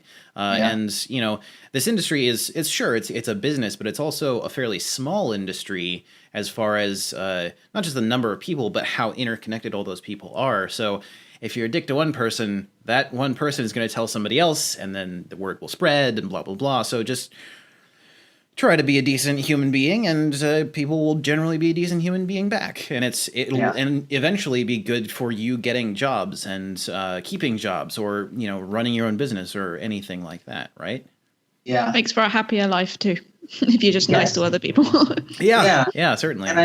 And I'm sure you could have an entire episode on the toxicity that comes out of a lot of these online communities. And I think the customer support and community management together have to work together to fix that and help overcome that, and lead as good examples for the community, so that hopefully those positive vibes, if you will, carry over, and you build a more warm and welcoming and positive experience. Because again, we are making and playing games. We're not curing cancer. It is important to have fun, but we should be kind and happy while we're doing it. Mm-hmm. Yeah, absolutely. I definitely agree with that. Well, did anybody else have anything they wanted to add to the discussion before we get back to the game? I guess it's not a very hidden resource, but using ArtStation as when you start a project, properly gathering reference and stuff, and maybe just having I've been spending an hour just looking at cool stuff before you start making something cool could make you think, oh, they've done that like this, I could do that like that, or I could include this, or I could include that, instead of just instead of getting an idea and then gathering reference for that idea. It's nice to kind of mature that idea a little bit by looking at different stuff. Of course, yeah. I've definitely found in my own work that looking at a wider variety of things always leads me to new and different avenues that I can pursue in my own work, even if it's from something completely different. And something else that's good about looking at things like ArtStation is that you kind of get a feel for the current state of the industry, right? You kind of get a feel for how good people are at certain places, or how good people have to be to get a certain job, right? So that's something that kind of keeps you aware of where you are in the industry and where you are as far as your skill level is concerned. You'll spot a lot of the trends earlier as well, before Blade Runner and all the Star Wars stuff came out, there was a lot of sci-fi art coming out. And then a couple of years later, suddenly there's a shit ton of sci-fi films out, and it's I wonder why. Yeah, certainly. I can definitely relate to that. I mean, there have been I remember before, say Chappie and that other movie had Matt Damon, and he went up to space, and Interstellar. Elysium. That's the one. Elysium. Yeah. Although technically both did have Matt Damon going into space. But yeah, a couple of years before Elysium and Chappie came out, you saw a lot of very similar types of robots on ArtStation and other online art communities, and then suddenly they're there in movies. That actually reminds me of another, I think I'll call it a piece of advice that I've actually seen. It came to me much more recently, especially kind of pursuing board game development. But you're talking about seeing this similar art styles and things kind of inspired by and all this. I would actually love to hear what you guys think about this concept in general, but I see a lot of people struggling to be the first to create the new thing, something original, something that's never been done before, or they are they're obsessive about whatever they make not looking like something else or being totally different, and then getting upset when someone says, oh, hey, that looks like, the Terminator, or, when they compare it to something. And it has kind of mustered up these two thoughts lately. And the first is it's okay to be compared to other things, at least in my opinion. I think relatability is a valuable thing, especially for the general public, but it helps people kind of fill in the gaps a little bit. The other thing is, especially for new creative types, I think if you, especially looking at all the games that are out there, if you can be really good at doing something that's familiar, that can be a huge success in itself. And you don't have to be the first or the original if you're good at it. Because we've all seen a lot of clones of things that are just bad versions of the original thing. We also see a lot of just shameless clones of things that are just for a quick buck. But you also see things that take good ideas and they continue to do it really well. And sometimes they evolve it a little bit, which is, I think, good for the industry. I think probably my favorite example is Heroes of the Storm. It's still a MOBA, and there's a million MOBAs out there. But I really feel like Blizzard kind of made it their own, and they made it something that I feel stands out to a lot of the other MOBAs out there, who are, for the most part, at this point, all just trying to copy League of Legends, and just, ride that train. But so, yeah, when people do see that art or that cool design or that cool mechanic and they try and replicate it, or if they're ever afraid to try and do what other people have done in the past, I still think that's okay. But what are your guys' thoughts on that? I agree. Definitely, yeah. Okay, good. I think as a production artist as well, if you're aiming to kind of maybe not be a director, you want to be part of the pipeline. Learning to recreate something that's already out there is a strong skill to have as well. Oh, absolutely. And I certainly found with my work that if I'm able to replicate something very faithfully, then that just means that, oh, hey, I can fit the art style of the game I'm working on. Exactly. Yeah. And that there was actually recently there was like a hashtag on Twitter going around. It was I think it was something like fan art got me paid.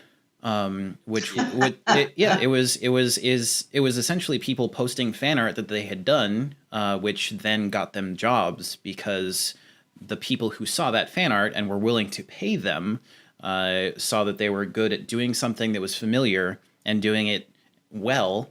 And once they saw that they were good at doing the familiar thing very well, that led to them working on maybe those properties or maybe working on something similar, which is the artist's entire intent anyway. And so that's where things like fan art come in, is they show you that familiar thing, which then you can do a twist on it or something, or you can you can do your own version, or you can update some sort of older artwork or something like that, and that'll show with a familiar example what you're capable of doing at your skill level. I know a lot of artists. I mean, hell, I'm one of those people who has done fan art and used that fan art as a vehicle to display certain skills.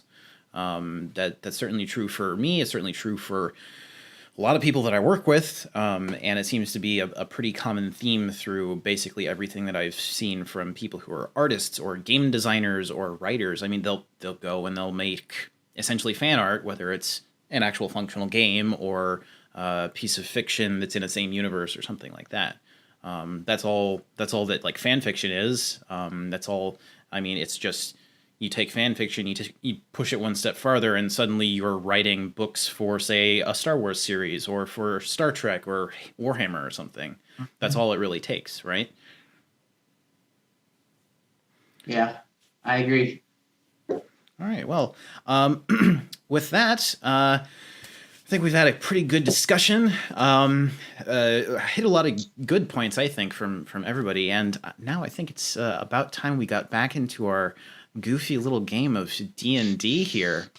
So, over the past couple of hours, the party went from just being, served gruel to a quest to acquire some wheels of cheese, maybe some kegs of ale, some fresh fruits and vegetables from Olga, the sister of one of the proprietors of a tavern in town, a man named Vadim.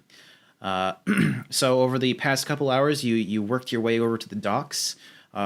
Almost had a scary run-in with some deckhands and their captain before just deciding, you know what, screw it, we're going to take some paddle boats and just get out there and just do it our own way. So working your way out into the harbor on your little dinghies, you work your way out to the west along the coastline, heading directly towards a temporary dock that's been set up by the Royal Navy. And casting a fog cloud upon himself, Robert concealed the party in this wispy sort of moving fog cloud that goes along with them. And over the past few moments, it's become clear that the people on that temporary dock have now seen that there is a completely unexplainable cloud of fog on an otherwise clear day coming directly towards them. And they're wheeling out defenses because they're not quite sure what's going on, but it doesn't look pretty. So with that, we bring it back in. Now, Sue, you've just seen that all these folk rushing out onto the dock are holding what look like something similar to muskets, along with three kind of burly guys pushing a cannon out onto the dock and angling it out towards this fog cloud. What do you guys want to do? Does it sound like they're gonna fire on us? Or are they just nervous? Yeah.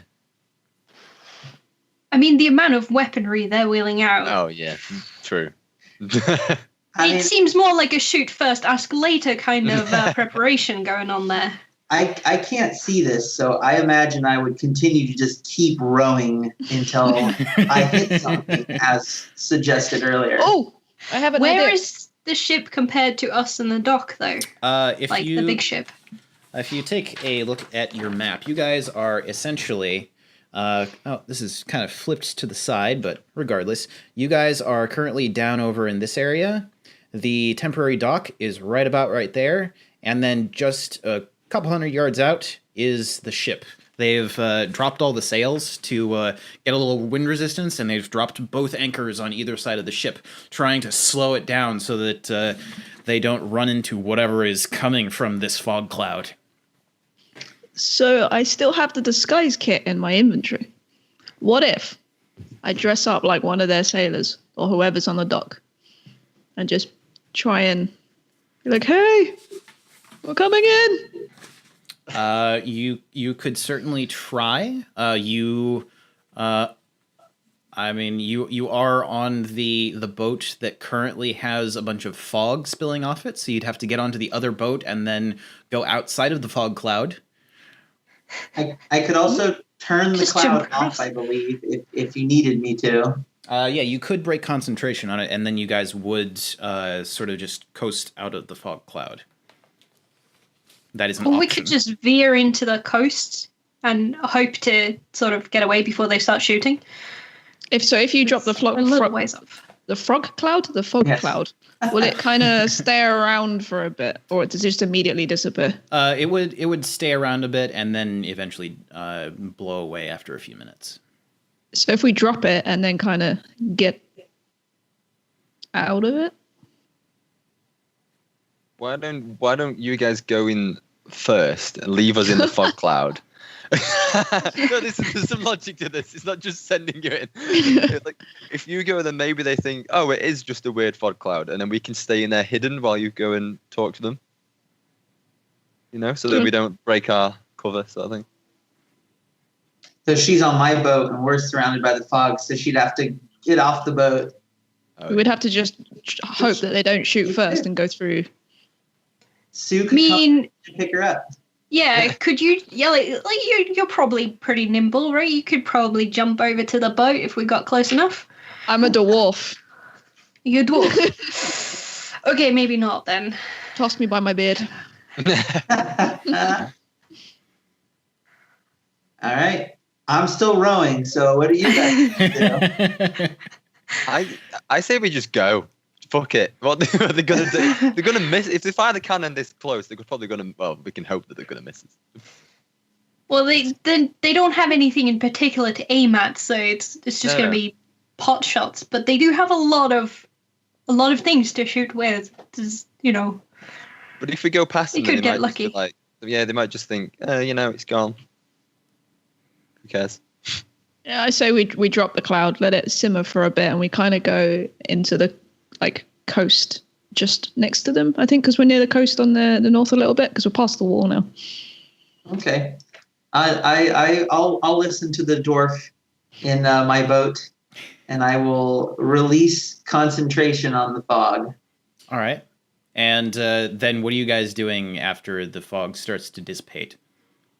It starts Head to the dissipate. Are we pretty meanwhile just going up to the coast, the nearest bit Yeah. of the coast? Just Nearest bit of the before coast. quickly. Okay. Yeah. So that isn't the dock.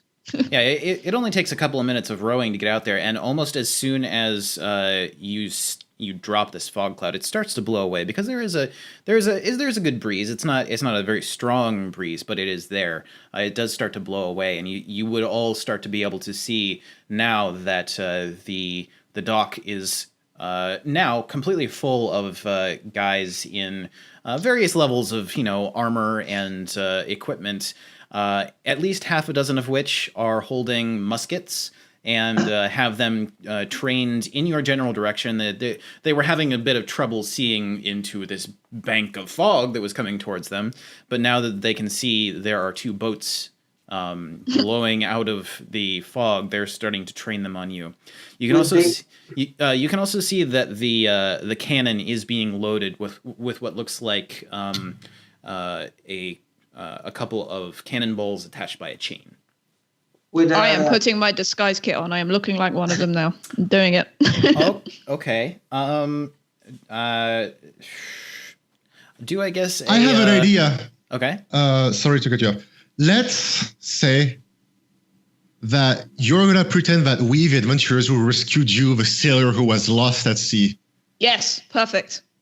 And that way, that should allow us, to just kind of slip by them, or at least not have them a hostile predisposition towards us. My costume has to be convincing first, but I hope it will be. All right. So you guys are going just straight towards the coast instead of continuing forward. Is that correct? yeah. Okay.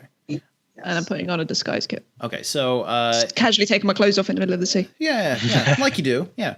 So working your way towards the coast, it takes just a couple of minutes to get there. You were kind of skirting along the coast anyway.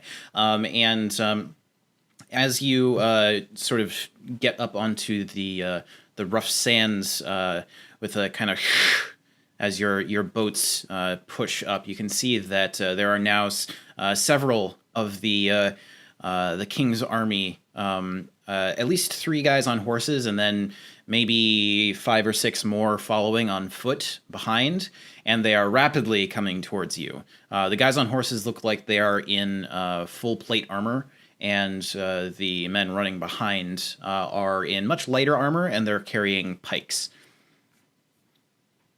All right, Karen, I need you to do a sleight of hand check to see if you can get all of this stuff on and ready to go before they actually get within range of being able to see. I have a +6 and proficiency on that. That... Well, the +6 will include your proficiency.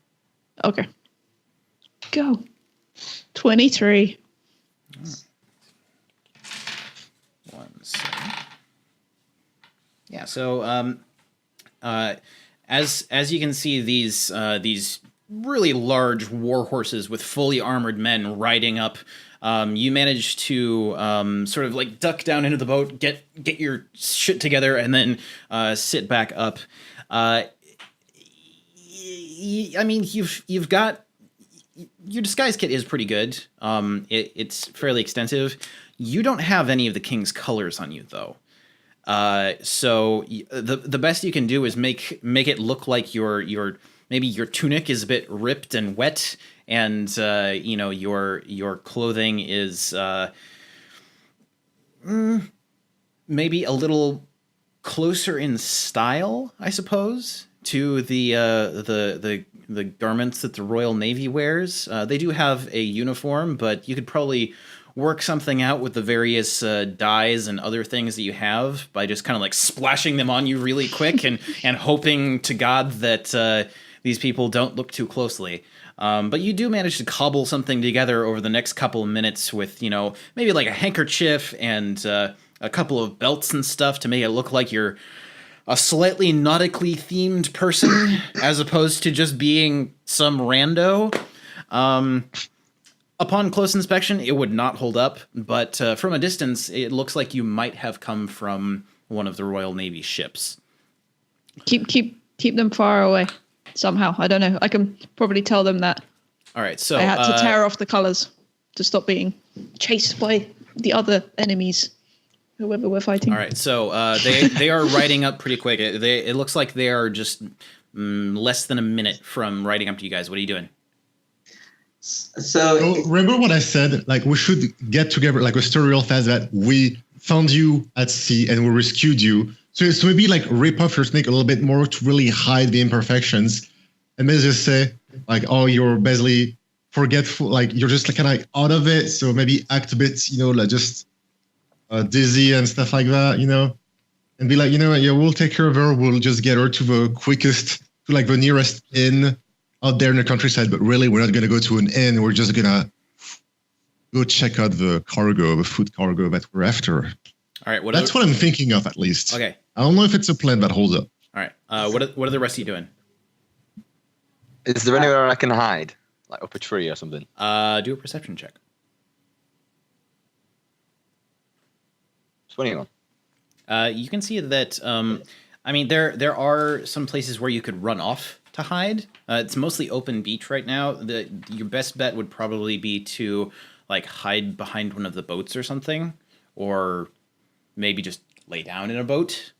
Aside from that, though, it's sort of a wide beach that then goes up into essentially like untended field. All right. Can I just lay down in the boat and get ready with my bow just in case anything? Yes. Yes, You can do that. All right. Sue, what are you doing? I think I'll hide next to one of the boats. I'm pretty small, so I reckon I can hide next to a boat and pop out if anything interesting needs happening. Okay. Jaren, Sue, I want you guys to do stealth checks. Sue, that's going to be. I think I have your sheet right here. That's going to be a +3 for you. And you can just see my nose poking out of the boat. And then Robert, what are you doing? So I kind of want to follow the dwarf's plan, and I'd like to kind of offer to like assist her, like I'm kind of helping her, after get my arm underneath to kind of support the dwarf, maybe even feign a little bit of like we need help. Okay, cool. If that's part of your plan, all right. I take your lead. Sounds good. All right. So, Jaren, as you go to lay down in the boat, you actually kind of like bonk your head on one of the those slats that you use to sit on, and you just kind of like instinctively sit up again, just like, ow, fuck, oh, well, I'm sitting up now. Oh well. Sue, however, you do manage to just kind of like roll off the side of the boat, sort of almost laying there with like one knee on the ground, the other leg sort of like extended behind you, just like ready to kind of spring up if need be. Max, is there anything that you want to do, or are you just trying to help Robert and Karen go through with their plan? I don't think Robert. Okay. So as these I believe it was 3 war horses ride up. You can hear them go, whoa, whoa, whoa. They're massive, massive war horses, very used to carrying people in full plate armor. You can see that two of these guys are carrying lances in sort of essentially like a holster on the side of their horse. And each one of them has a long sword at their belt. The man in the middle at the lead has a plume coming from the top of his helmet with the king's colors on it, and his entire breastplate is painted with the it looks like his house's symbol. It has lots of, it's shaped like a big shield. It has lots of fancy symbols. There's some lions. It looks like there's a dragon in one corner. It's just some heraldic bullshit. And he rides directly up to Robert and Max as you guys are holding your dwarf friend, and he says, "What is this? What's going on? Answer in the name of the king!" So I act delirious and just kind of...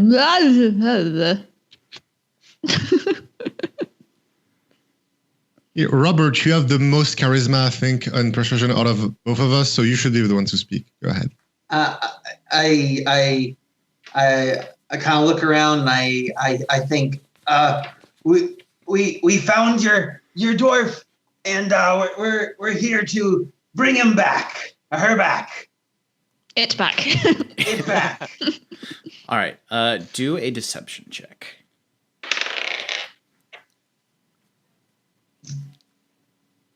18.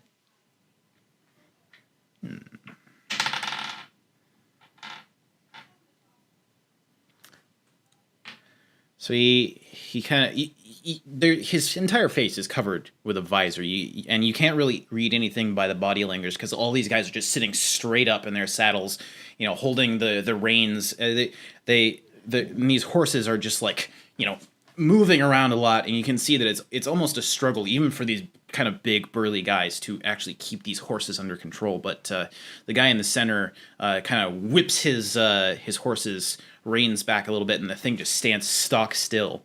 And you can see that this guy is so used to wearing armor that he's not moving at all. You can't see him breathing or shaking, or he doesn't seem tired by the fact that he's wearing just tons of fucking armor. He's just standing there, like almost standing straight up on the back of his horse. Like his legs are so long that he can extend himself up above the saddle and stand.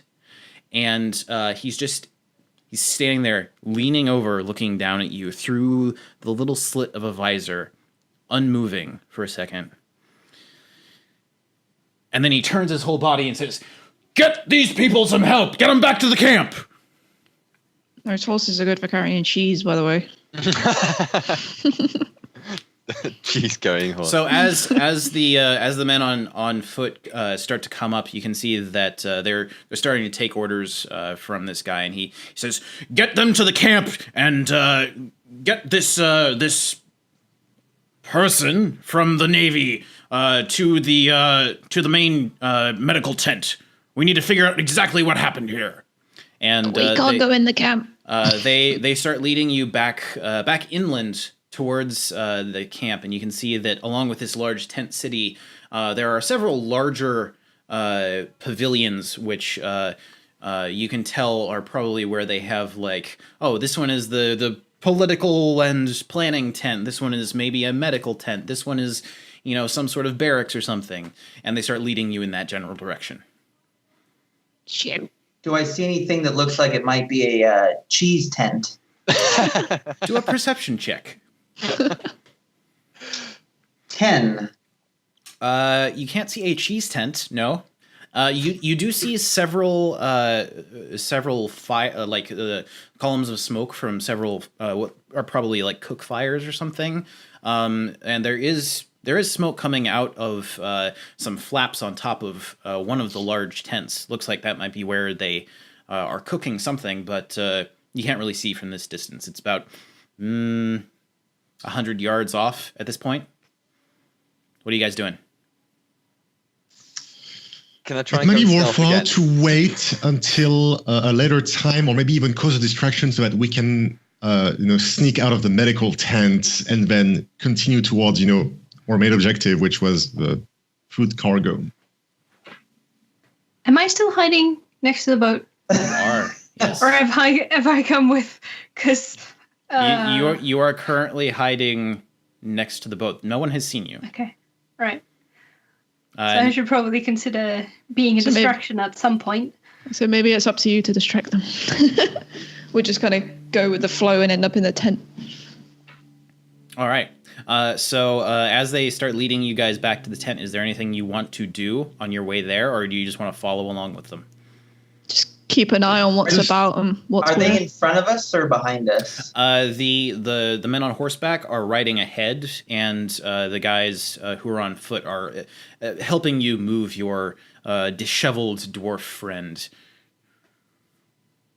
Can I sneak up to like the slums without being noticed? You could try. There may be it's about it's a little less distant to the slums, like the edge of the slums. There are a couple of buildings along the coastline that look like they're kind of rickety old buildings that were once used for maybe like being storehouses or something. A couple of them look abandoned. A couple of them look like they might currently be or have been occupied in the past, but it's difficult to tell from maybe 50 yards off. So. And how many people are around us aside from the horses? How many people are around myself and my two? There are 5 soldiers. All of them are holding pikes, and 2 of them are actually sort of assisting you, like taking Karen's boots and lifting while you guys sort of run along behind the guys on the horses. I grow worried about the situation, and I lean towards the dwarf, and I say quietly. I try to say under my voice, "We're going too deep into the belly of the beast. What do we do?" Okay, Just Sue, go what with do you- it. Sue, I was just what do you wondering, where is Yaron though? Is he still? Jaren, Am I nursing a sore head? you am are I still on the currently boat? nursing a sore head. They kind of give you a weird look and then just like figured you'd probably follow behind. Nobody's asked you to do anything, so they just kind of like ran off. So it's kind of up to you whether you want to stay or go. It's pretty safe to assume they thought you were going to follow. Maybe me and Sue could go and set a building on fire. Would that get their attention? They'd all have to come run out. I think this is a good plan. Yeah. I think we go to the nearest buildings while they're all being carted away and hope that nobody notices that we're up to no good. All right. Yeah, So you guys want to sort of stealthily work your way back up to the slums? Yes. Okay. All right. I need both of you to roll stealth checks. So, once again... Fuck. Oh my god. So What is with my rolls Sue, today? that's going to be a +3 for you, just FYI. All right. Yeah. I guess you're still pretty dazed from hitting your head. No, true. Yeah, that's right.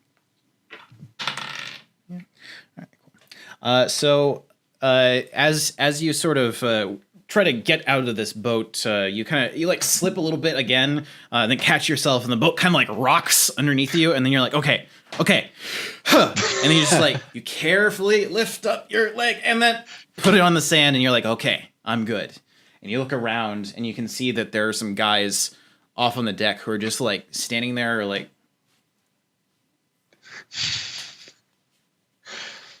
Hey. And then they just kind of like walk off. Sue, you managed to actually kind of like look up, peek at what's going on up there, and then do a little bit of a belly crawl until you're farther up on the sand, and then just get up and sprint. And it doesn't seem like anybody sees you at all. And you guys managed to work your way to the nearest building. It looks like it used to be a barn of some sort. There's a large open space where there used to be a sliding door, which has now fallen into the barn. It's a bit of a rickety structure, and there's actually like some garbage inside the barn. Looks like somebody might have been using one corner as a latrine of some sort. It's a little smelly. And then off to the sort of northeast, which would be, I guess, off to the right for you guys, there are a few more small buildings, some of which are kind of run down and ramshackle, and then it starts to get a little more built up as it gets back towards the city wall. Is there anyone near this barn? Do a perception check. Oh, here we go. Obviously. Yeah, I mean, your head still hurts, and you're just kind of like, oh god, I feel so stupid about this whole boat situation.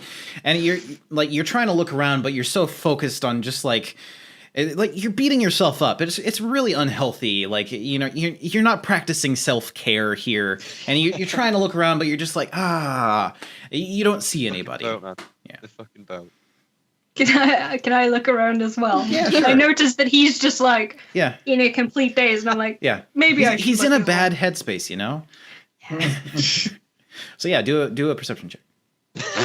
well. I'm not doing any better. Well, I mean, you're trying to take care of your friend. I mean, you know, what can you do? I mean, he's in a bad place. You're trying to help him out. Yeah. You guys don't see anybody around. Doesn't look like anybody really comes around here. You don't see any tracks or anything like that. All right. Back to the other group. What are you guys doing? You guys are just hauling your little dwarven friends to the medical tent. Have we made it to the tent? You are approaching the edge of this big tent city, and it looks like there are all the tents are arranged in rows, and it's maybe 10 rows deep until you get to the back end of the tent city where the larger tents are, the big pavilions. So you're approaching the edge right now. I whisper again to the dwarf, maybe you're feeling better now, and we can go on our way. I'm very nervous about where we're headed. Just go with it. I want to turn back to the royal guards that are accompanying us and ask them whether we will be allowed to stay with our friend overnight while our newfound friend overnight while they get better. You know, just watch for them because we're very concerned about this person. He's kind of like a little busy carrying this dwarven foot, but he's like, I'm not sure. You might be able to. You could ask though. You can ask the head doctor. Yeah. And he kind of like keeps walking. All right. All right. I So think we should just sign. go with it until we get to the tent, and there's a nice distraction for us to get away. all right, great. Yeah. So you guys are now working your way between these long rows of tents, and you can see lots of movement. There are lots of people going about their business, you know, taking care of their armor and weapons.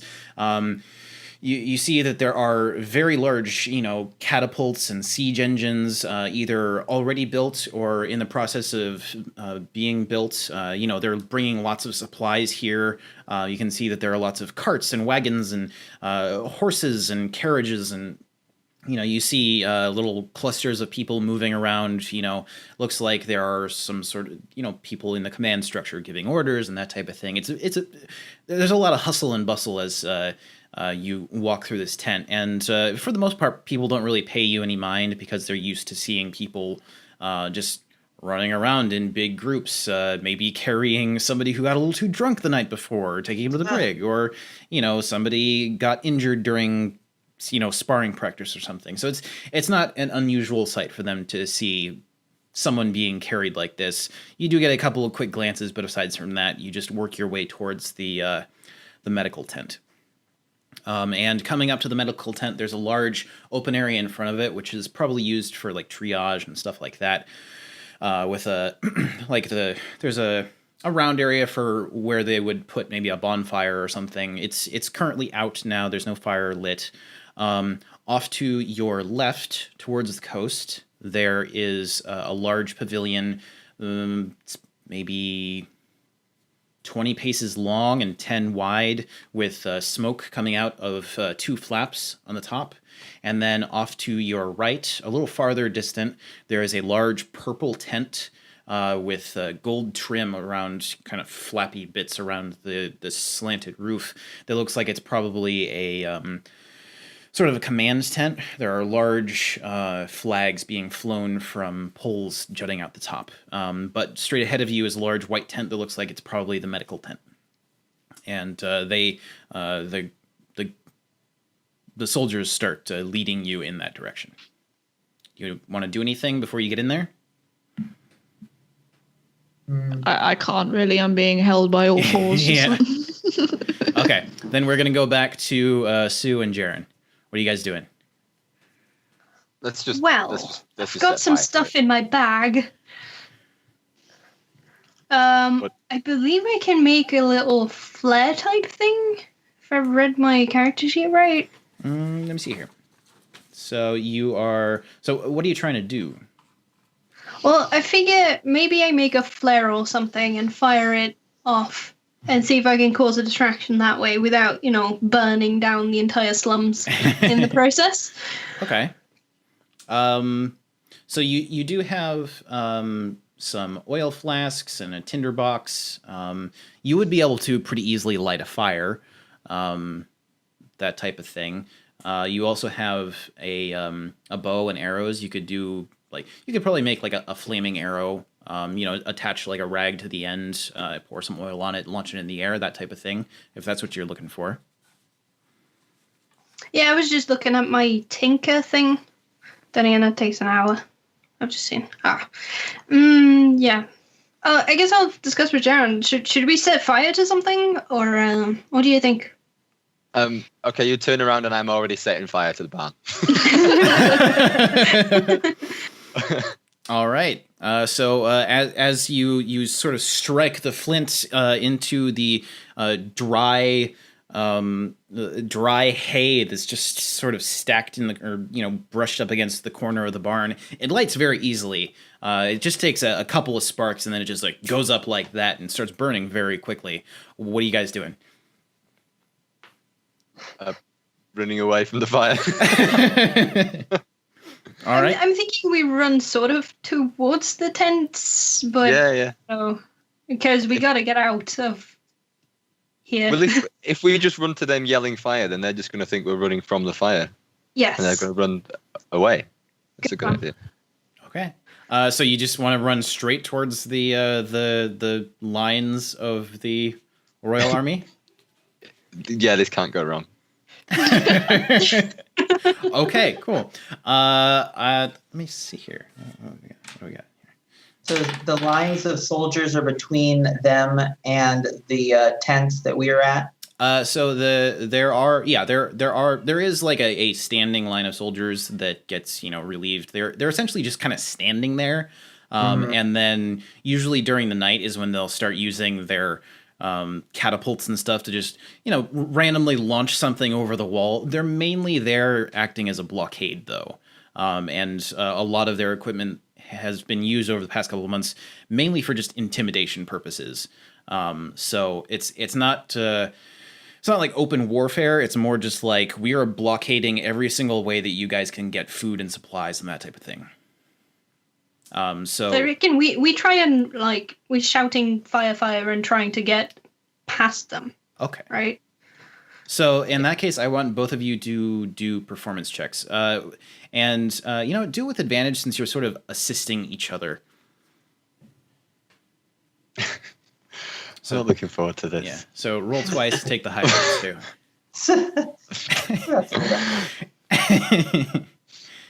And is that a charisma? Oh yes. So performance. Yeah. That's going to be it'll be your charisma. Let me see here. You have a it's just a plus one. Yeah. So I just roll a d20 and add 1. Twice. So as you start running from this fire and towards the enemy lines, towards the Royal Army's lines, you can see that people have certainly taken notice almost immediately, and there is actually a group of soldiers sort of converging and then coming to meet you guys. And as you get closer, they all they're kind of clustered together into a square formation, and the guys at the front have their shields raised. And once you get within maybe, I don't know, 10 or 15 paces, they all just stop and lower these spears. And you can hear some shouting from the middle of this group. It's a little bit hard to hear, but then it sounds like the guy moves forward a little bit, and he's like, "Stand down! What are you doing? Who are you? Answer in the name of the king!" Stuff's on fire, yo! Can I carry on running around them? Yes, you can certainly try. Yeah. So Sue stopped. Oh, okay, yeah. That's this. Oh my god, this is. Okay. Back to the other group. What are you guys doing? They're bringing you inside the medical tent, and as they bring you inside, a man dressed in long white robes, very simple. It almost looks like a monk's robes. Walks up and he's like, "Oh, what's going on here? What do we have? What's going on?" Can anyone smell burning? Does the dwarf say this? The dwarf says this. He kind of like looks down at you and he's like, "What is this? What's going on? I need to know. I'm the doctor. Tell me what's going on." I explained that we came across this dwarf and that Let's see. it needed aid, and we helped it here, and it needs medical attention. Okay, well, where did you find them? Come, bring them to the cot over here. And he kind of like leads you over there, asking about what's going on. Like, how did you find them? What seems to be the problem? We were countrymen fishing at sea, sailing far off the coast when we found this dwarf in a lone lifeboat. They seemed dizzy and starving and dehydrated and couldn't spout off coherent phrases. And so we took them on our own embarkation and tried to seek help on the continent. Do a deception check. All right. Deception check. So, whoops, I accidentally closed my sheet. Excuse me. So deception. That's it's a -1. Okay. This bodes extremely well. I believe in you. That's all that counts. Hey! Whoa! That was close. It almost rolled a 2. Yeah. All right. So Okay, so that's a 19, right? As he's listening to you and sort of he's giving instructions to probably his assistants and nurses and such to get everything together, and he's like nodding and he's like, "Oh, okay. Well, it's good that you brought them in. I mean, it's good that I can never tell with dwarves. Is that bad of me? I mean, I know they have. I've heard that female dwarves have beards. I can never tell. I just anyway. We'll get fluids into him, and then I'm sure the king will be very happy to hear that you have been of service or whatever. And at this, the soldiers that came in with you are just like, "Oh, well, this ain't our problem anymore," and they just kind of like book it out of there. What do you guys want to do? You just want to stay there and watch as they start trying to pump you full of fluids, or? I stand there nervously, not sure what to do. Again, waiting for the dwarf's brilliant plan to come to fruition. Okay, cool. That's going to bring us back to the other group.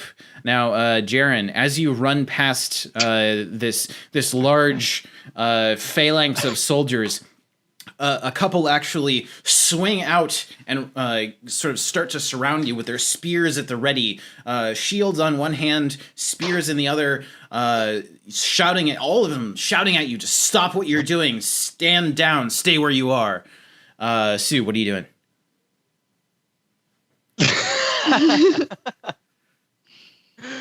I feel like we should have.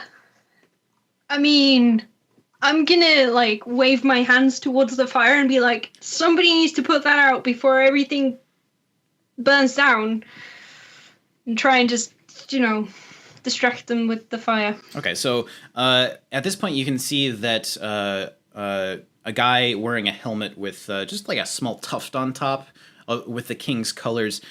He actually pushes through the guys who they have their shields kind of like layered up front. They part for him to pass and then immediately go back behind. And you can see that this guy is wearing a bit of a nicer uniform than the rest of them, a little more formal. He is carrying a sword openly, and he's sort of like holding it in a slightly defensive position, but he's like, "What's going on? What happened? We see there's a fire, but who are you? What is this? What's going on? Answer!" I was just looking for my little brother, and I don't know what happened, but it's definitely very much on fire, and somebody needs to put that out. Do you not have a system for putting out fires? What's going on? Hey, it's not my job to put out fires in the slums where these lords are trying to stiff the king out of his taxes. Well, then I'm going somewhere else. I don't think to leave. I don't think you're going anywhere. And at that point, he gestures, and four soldiers rush forward and start to surround you with their spears out. And he says, "You're coming with us, both of you. Come on, let's go." And they start trying to put you in shackles, or in essentially like more or less handcuffs. But yeah, shackles. Do you guys want to resist at all, or do you want to just go along with it? I'm not going to resist, but when they're putting them on me, I'm going to be like, ooh, ooh. I think I'll just try and dart away. Okay. I'll gamble and try and dart away. All right. Do an athletics check for me. So that's going to be a. Let's see here. Can I not do an acrobatics instead? Well, do you want to try to like flip away or something? Try to like I'll dodge try and roll? Flank past them since they're trying to surround me. Yeah, you can do that. Yeah. So it's going to be a +6.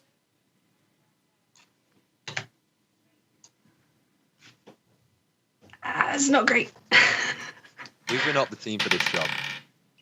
All right, so as you try to kind of like dodge and roll away, one of the guys actually sort of moves with you and tries to bash at you with his shield, just to kind of like knock you over. And he just catches you as you're going to roll. He kind of like catches your shoulder and just bumps you, and you just get knocked flat on your ass with the momentum.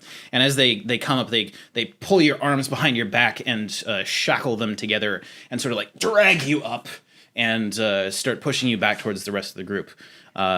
Jaren, aside from the stuff, is there anything you want to do? I mean, at this point, I don't think a roll is worth trying anymore. Okay, I'll just accept it. I'll just take it. Cool. So they take you both into custody, irons around your wrists, and start shoving you back towards the camp.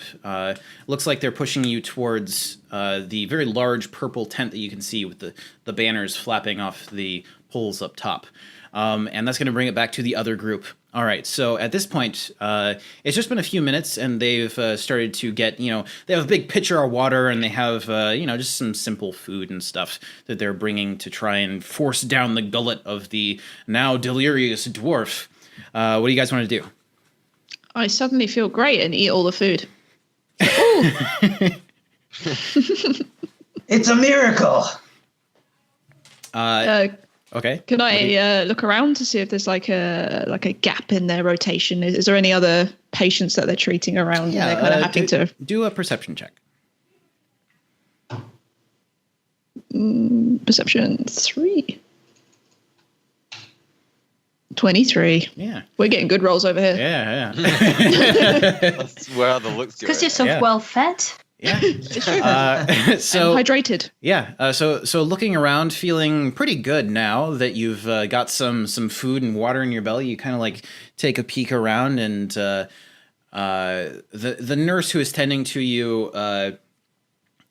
sort of looks down, and they're like, "Wow, that's you must not have been in terrible shape, but it's good that you're being fed." And looking past them, you can see that there are maybe 3 or 4 other nurses and helpers in general, moving around in the tent, organizing things, cleaning. There are only a couple of other people in this tent. One guy is like sniffling and sneezing and coughing a bit. Sounds like he's just got a really bad cold.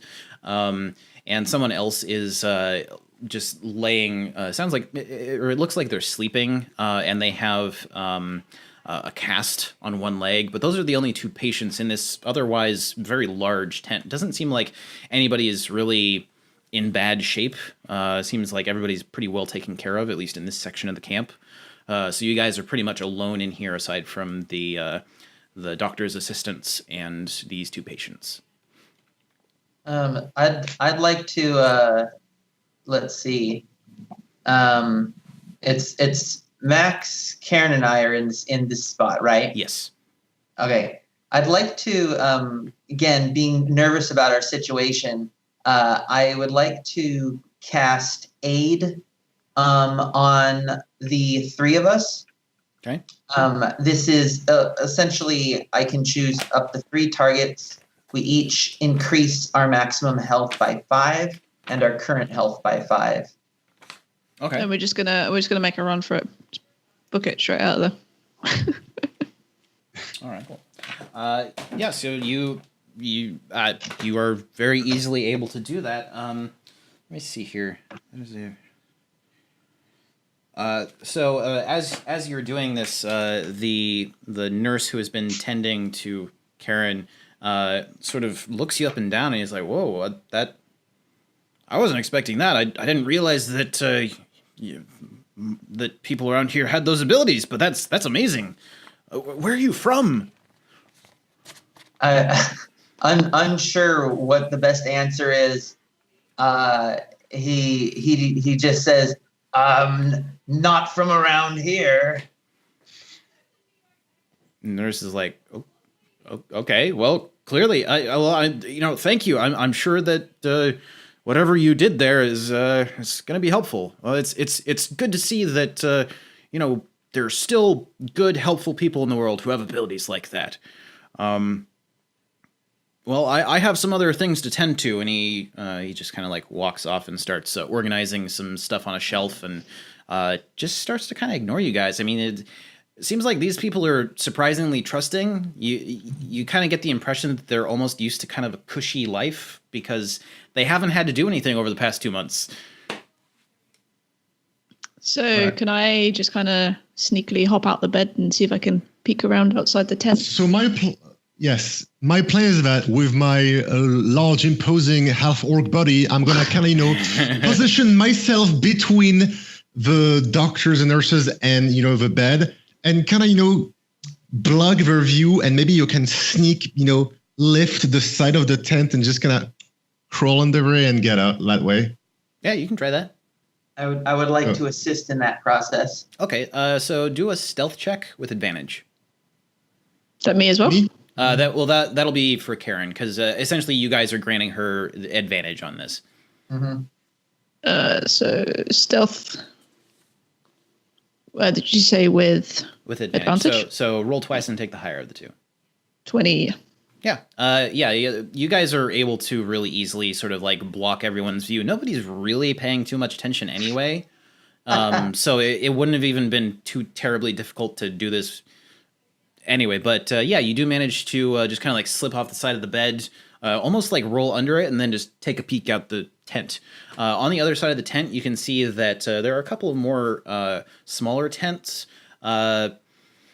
I don't know, just like a stone's throw away. And so it doesn't seem like there's anybody walking past. This tent is actually on the outer rim of where the army's lines are. So it goes, there's the city, then there's the actual defensive lines with all the soldiers and equipment. There's the tents, and then there's just whatever else is, just landscape, essentially. So you guys are essentially at the back of that. I would like to attempt to just leave the tent casually and meet up with Karen. Okay. Sure. Yeah. I tap Max on the shoulder to try and motion him to come with me as well. Okay, cool. I follow. Yeah. So as you guys walk out of the tent, you can see that the head doctor is up there. He's it looks like he's writing something in a ledger at a small desk. He hasn't really been paying attention. It looks like he's just writing notes about the current patients, including Karen. And he sort of like looks up at you guys and he's like, "Oh, are you leaving? What's going on? Didn't you want to stay with your friend?" I said I'm sure the dwarf needs some sleep, so we're just gonna step out and maybe grab something to eat. Where might we get some food? Oh well, you'll have to ask permission from the quartermaster, but it's the tent just down there. And he actually like kind of pushes the flap away and gestures towards the tent, which is it's the one that's closest to the water. It's a little bit to the south of you guys. There's like 2 rows of tents between the tent you're in and that one, and it's the one that has smoke coming out the top. Would I be able to tell if this person would be honored or insulted if I were to toss them a coin for their help? Do an insight check. Okay. Insight. 16. Oh, 17. Yeah, you kind of get the impression that this guy is, he's on the up and up. He's not like some sort of weird back alley surgeon or something. Okay. But he is in the military, so he's probably going to be pretty happy with any coin he comes across. So I would like to take out a couple of gold coins, and set them on his desk and state, "The next drink's on me." It's like, "Oh, well, that's very kind of you. Thank you so much." The medical profession really doesn't get the appreciation that it deserves around here. I've got to say, it's so nice to see that people appreciate my vocation. Yes. Thank you. I agree. All yes, right. Nervously. All right, Sue and Jaren, you guys are currently being shoved forcefully through the camp towards a large purple tent with gold trim and banners flying off the top. The officer who was in charge of the group who arrested you is walking ahead, and you can see that he stops at the tent flap, which is currently, it's sort of drawn back. It's like 2 tent flaps and it's open. There are 2 guards posted outside. It's a bit dark inside the tent, but you can see that he stops and talks with one of the guards and gestures back to you guys, and the guard kind of like looks, and then he's like, "Okay, yeah," and he waves your group in. Is there anything you want to do before you get in there? Look around and try and get like an idea of where we are in respect to other stuff that we can see. Okay. Do a perception check.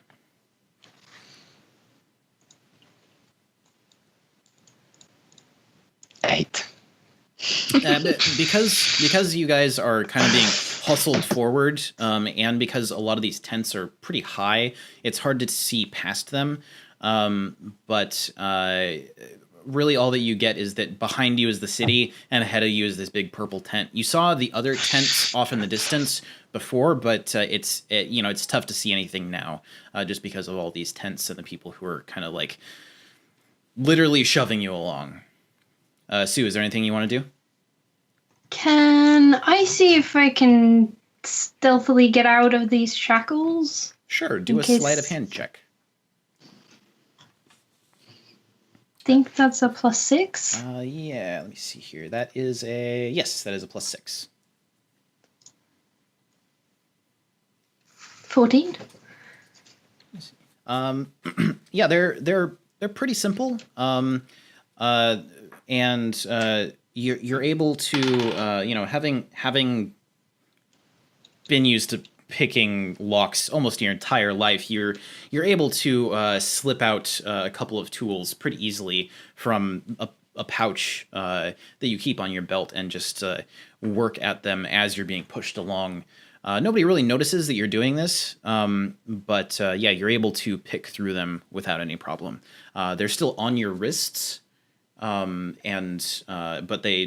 you're just kind of like holding them there. Yep. All right. That's pretty much what I wanted to do. All right, cool. So as they push you towards this tent, you enter, and you can see now that you're inside, as your eyes adjust to the comparatively dimmer light in here, you can see at the far end of the tent there are some large desks and writing areas that have been set up. In the middle of the tent, there is a very large table. It looks like it might actually be multiple tables that have been sort of pushed together with lots of maps and charts that are sort of strewn across the entire thing. It looks like this is the command tent where they have organized this entire siege. There are several people moving around in here, lots of people with writing implements and boards to write on, taking notes, lots of people in pretty fancy uniforms talking amongst themselves. And as you guys come in, attention shifts from people looking at charts and maps and taking notes to everyone just standing and looking at you. The officer who was leading you in goes up to one of the people in charge, a very tall woman with absolutely no hair. Her head is completely shaved bald. And she's wearing a very fine uniform of a deep, deep purple, and she has a bright white sash across her chest. She's standing up extremely straight, and as she turns, you can see that she has a sort of dark grayish skin and long pointed ears. And you can see that she is in command of, if not the entire army here, then at least a significant portion of it. She has very large epaulets on her shoulders and a few medals hanging from from the sash across her chest. And you can see that she is conferring with this commander in quiet, or the officer in quiet tones, and they're both sort of gesturing to you and looking at you.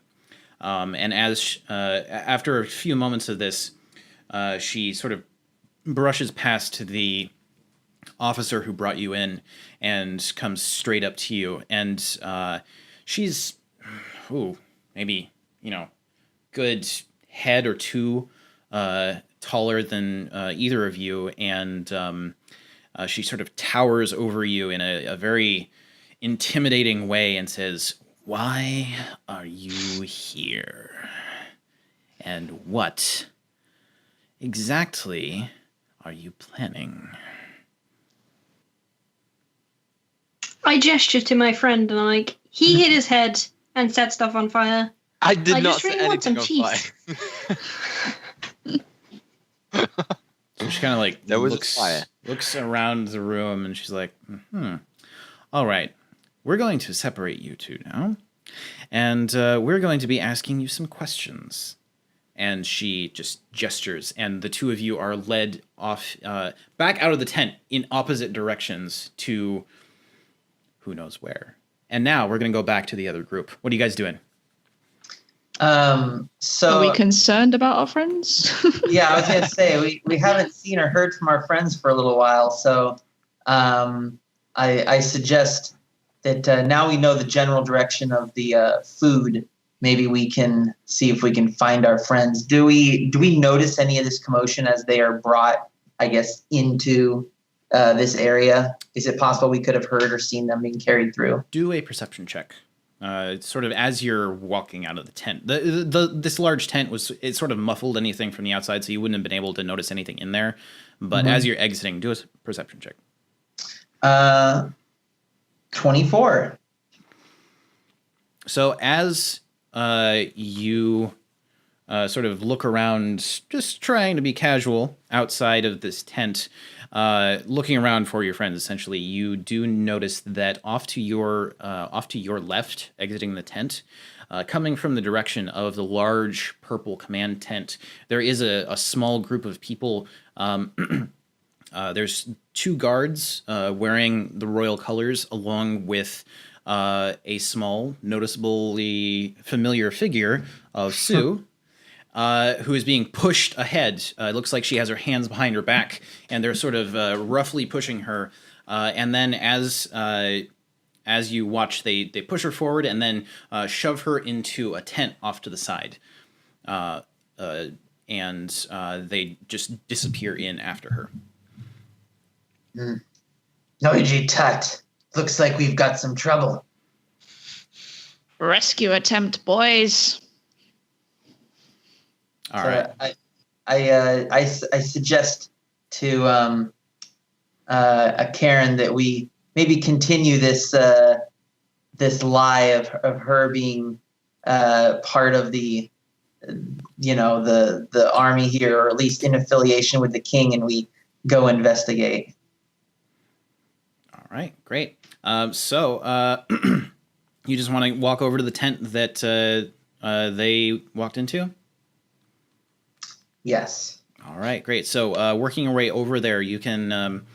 nobody really pays you much mind. And actually, as you're sort of walking that general direction, you see that there are actually outside of this camp, you can see that there are a few new like trails and roads that are leading to this camp. And there are like looking between and out, there are some carts and other things going along those roads. It looks like there are lots of civilians coming and going, and you do pass a couple of civilians who are just walking through the camp.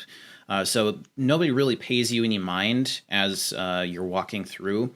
And it seems like there's a lot of like business and maybe some black market stuff going on in here, just given the number of civilians mixed with military. Regardless, you work your way over there, and this tent looks pretty much like all the rest of them. It's a tall tent, maybe 2.5, 3 meters high, with a slightly peaked roof, and it's just a large square. And has a flap at the front. It's all of these tents are white with mud stains around the bottom. You can't see where Jaren went, but you did see that Sue was being led in here. Do you want to do anything outside this tent before you just try to barge in or anything? I concerned about the situation. I suggest to Karen Max that we might have to break Sue out, and but we were going to have to do this very quickly and quietly. So can I do like a whip my knife out and kind of just cut a hole in the back really quietly? You can. You'd probably want to do a stealth check. There are a lot of people moving around and going between these rows of tents. Just FYI, there is a tent flap at the front. It's not like there's no lock or anything. It's not tied down. It's just a flap.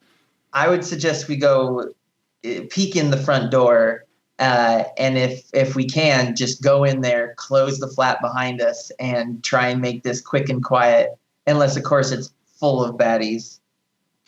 All right. Who wants to peek inside the tent? I can do it. All right.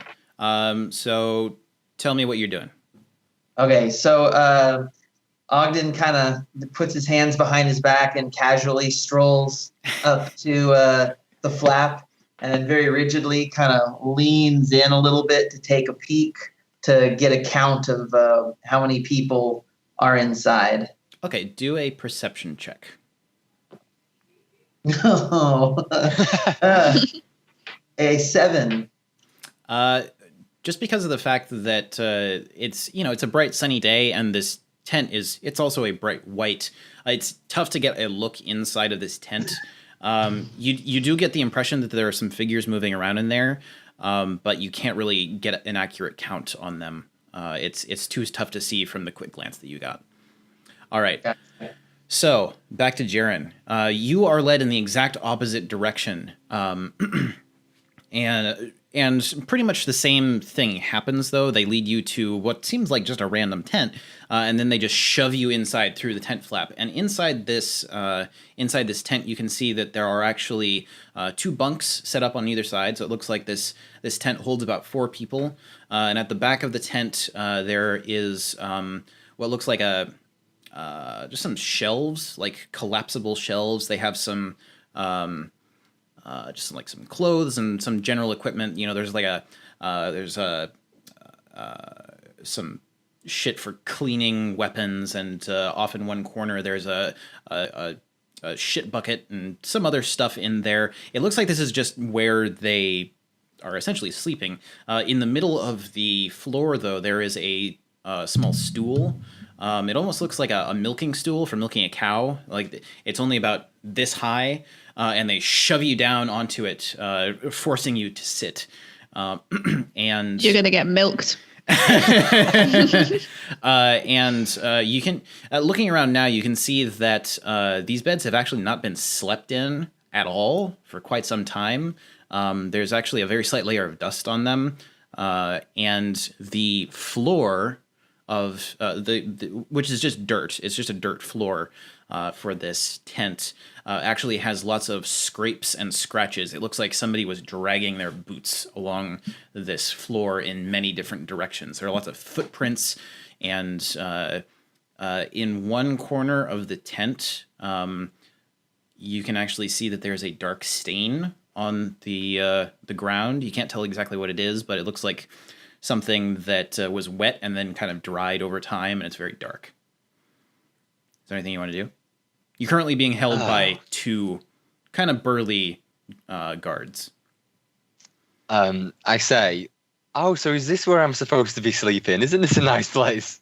In the hope that they've just got very confused. One of the guards just kind of like smacks the back of your head with his gauntleted hand. It's just like a not anything that would like actually leave lasting damage, but it is kind of a hard hit. And he's just like, "Shut up! We'll be with you in a second." I should have seen that coming. Is there anything you want to do? Is there any? Do I see any chance of a way out of this? I mean, maybe running and sliding under the tent. Maybe you could certainly try. Do it. Yeah, we'll try that. Fuck it. Is he alone in the tent at this point? There's him and two guards who are just kind of standing there. It looks like the guards are standing there waiting, but you don't actually know that. So back to you guys. What are you doing now that you've seen where Sue is? And actually, have I noticed them? Yeah, do a perception check for me. I want to see if you would have been able to see them on your way into the tent. Or See perhaps peeking into the tent. You just see the shadow of this giant ogre projected on the tent. I haven't seen shit. Yeah, given the fact that they were kind of like manhandling you, and the fact that you were trying to keep the shackles in a state that looks like they're still locked onto your hands, you didn't get a chance to see anything.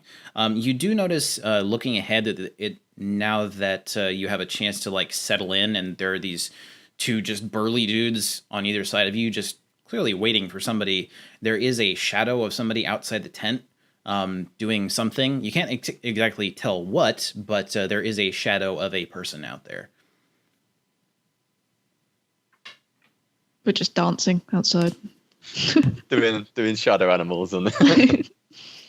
So I look at Max, and I kind of shrug and say, "Shall we begin the rescue?" I nod disapprovingly. So I'd like to turn around and go into the tent essentially as if I don't really know where I am, and then depending on the reaction of the people inside or whatever I see, I would like to act. Essentially, I'm prepared to start grappling people as quickly as I can. Is what I would do in the situation. All right, cool. And I would like to stay behind just outside the tent. Just can I you know? Okay. All right. So just keeping an eye out. Okay, Karen, what are you doing? I'm getting ready to run in behind, so I'm just kind of like prepping. All right, cool. Robert, do a deception check. All right, here we go. That is a 12. One second. 12. So as you just sort of like bumble your way into the tent, going like, what is this the right spot? Both of the guards that you can now see look up to you, and they're like, what? Who are you? What are you doing? No, you have to get out of here. No, go. Okay. In this So I see that commotion, there's I'm only- gonna. I'm sorry. What do you do? Yeah. Can I like sneak attack one of them in this while they're distracted? I would say yes. Yes, you would be able to do that. You would be able to roll an attack, and actually, yeah, do it with advantage. So which one are you Okay. going to do? The one on the right or the one on the left? They're right. Okay. So you are facing out of the tent. There is the Yeah. guy this side, and Robert is directly in front of you. I'll just go for whichever one's nearest me. Okay, so they're both about equal distance. We'll say the one on the right. Okay. So yeah, roll an attack. So that roll a d20 and then add. Let's see here. That's +6. +6. And you're, I assume, just trying to attack with your dagger that you have on your belt, right? Yeah. All right. I rolled a 19. 19 hits. All right, so roll damage. That's going to be 1d4 + 3.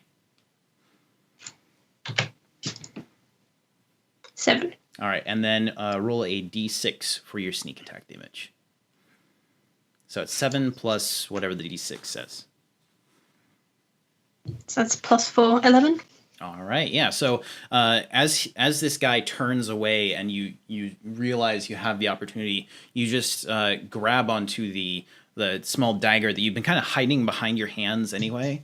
You pull it out and just go up into the guy's crotch and start cutting away at the artery on the inside of his leg. And as this happens, Straight for the manhood. as this happens, he lets out a yelp and then just collapses. And you can see that he's like trying to turn over, and then he's like, and it looks like he falls asleep. As he starts to rapidly bleed out. As this happens, the other guard turns and he's like, "What is going on?" And at this point, Robert, what are you doing? I want to grapple the other guard, Okay. or attempt to grapple the other guard. Okay. So leaping forwards at him, trying to just essentially get him in a bear hug. Do an attack roll. And just do a straight attack roll, and I think add your strength modifier. Yeah, strength. Let's see, 11. 11. Yeah. So this guy being taken off guard, seeing that his friend has suddenly collapsed for no apparent reason, you just kind of slam into him, and it's less of a tackle and more of just like slamming your body into him and sort of flailing until you get a hold, and you both just fall flat to the ground. You can there's a yelp that you guys can hear from outside the tent, and then the guy just falls flat with you on top of him. Okay, what do you Max, what are you doing?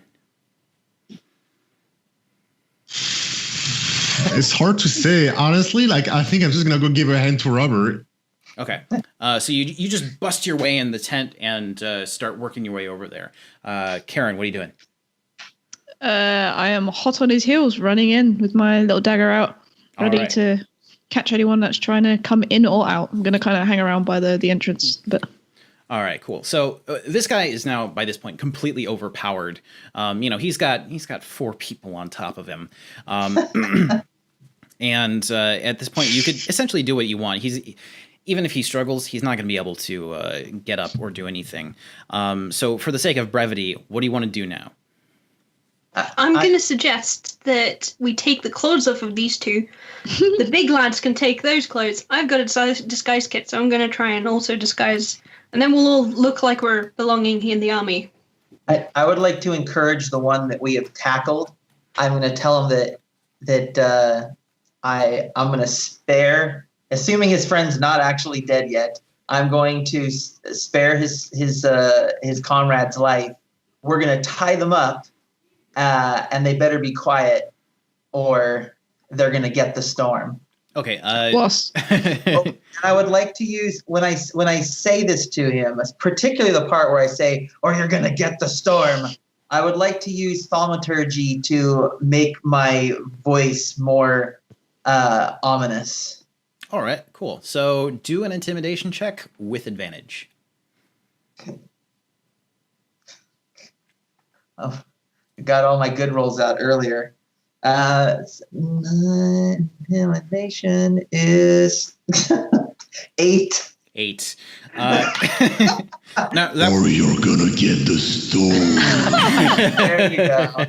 Amazing. so Except an 8. and that was with advantage. That was with Oh man, advantage. yeah.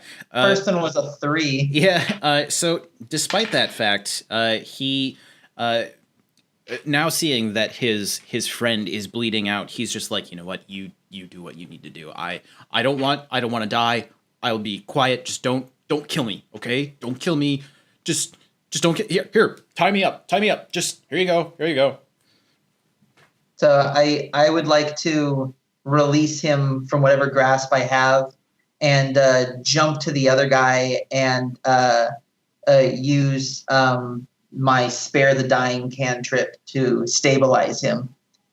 All right. So he is stabilized. You can actually see that where there was once a large amount of blood pumping very quickly out of his inner thigh, it slows and then stops. And he's still very, very pale. And his breath is coming in very shallow gasps. But he is stabilized, and he's not going to die.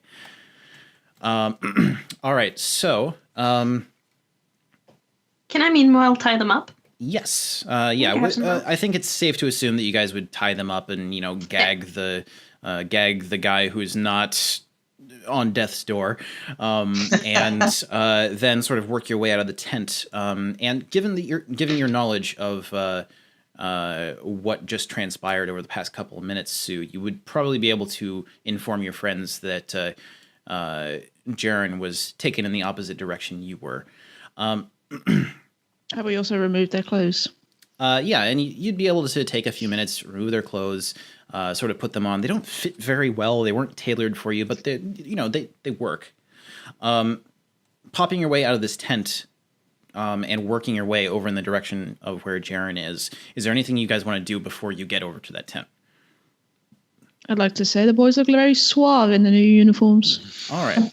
I want you all to roll investigation checks to see if you can figure out where Jaren went. It's like Finding Nemo. Yeah. And so let's see here. Which one did you say? Investigation? Yeah, investigation. It's going to be a +6 for you and Sue.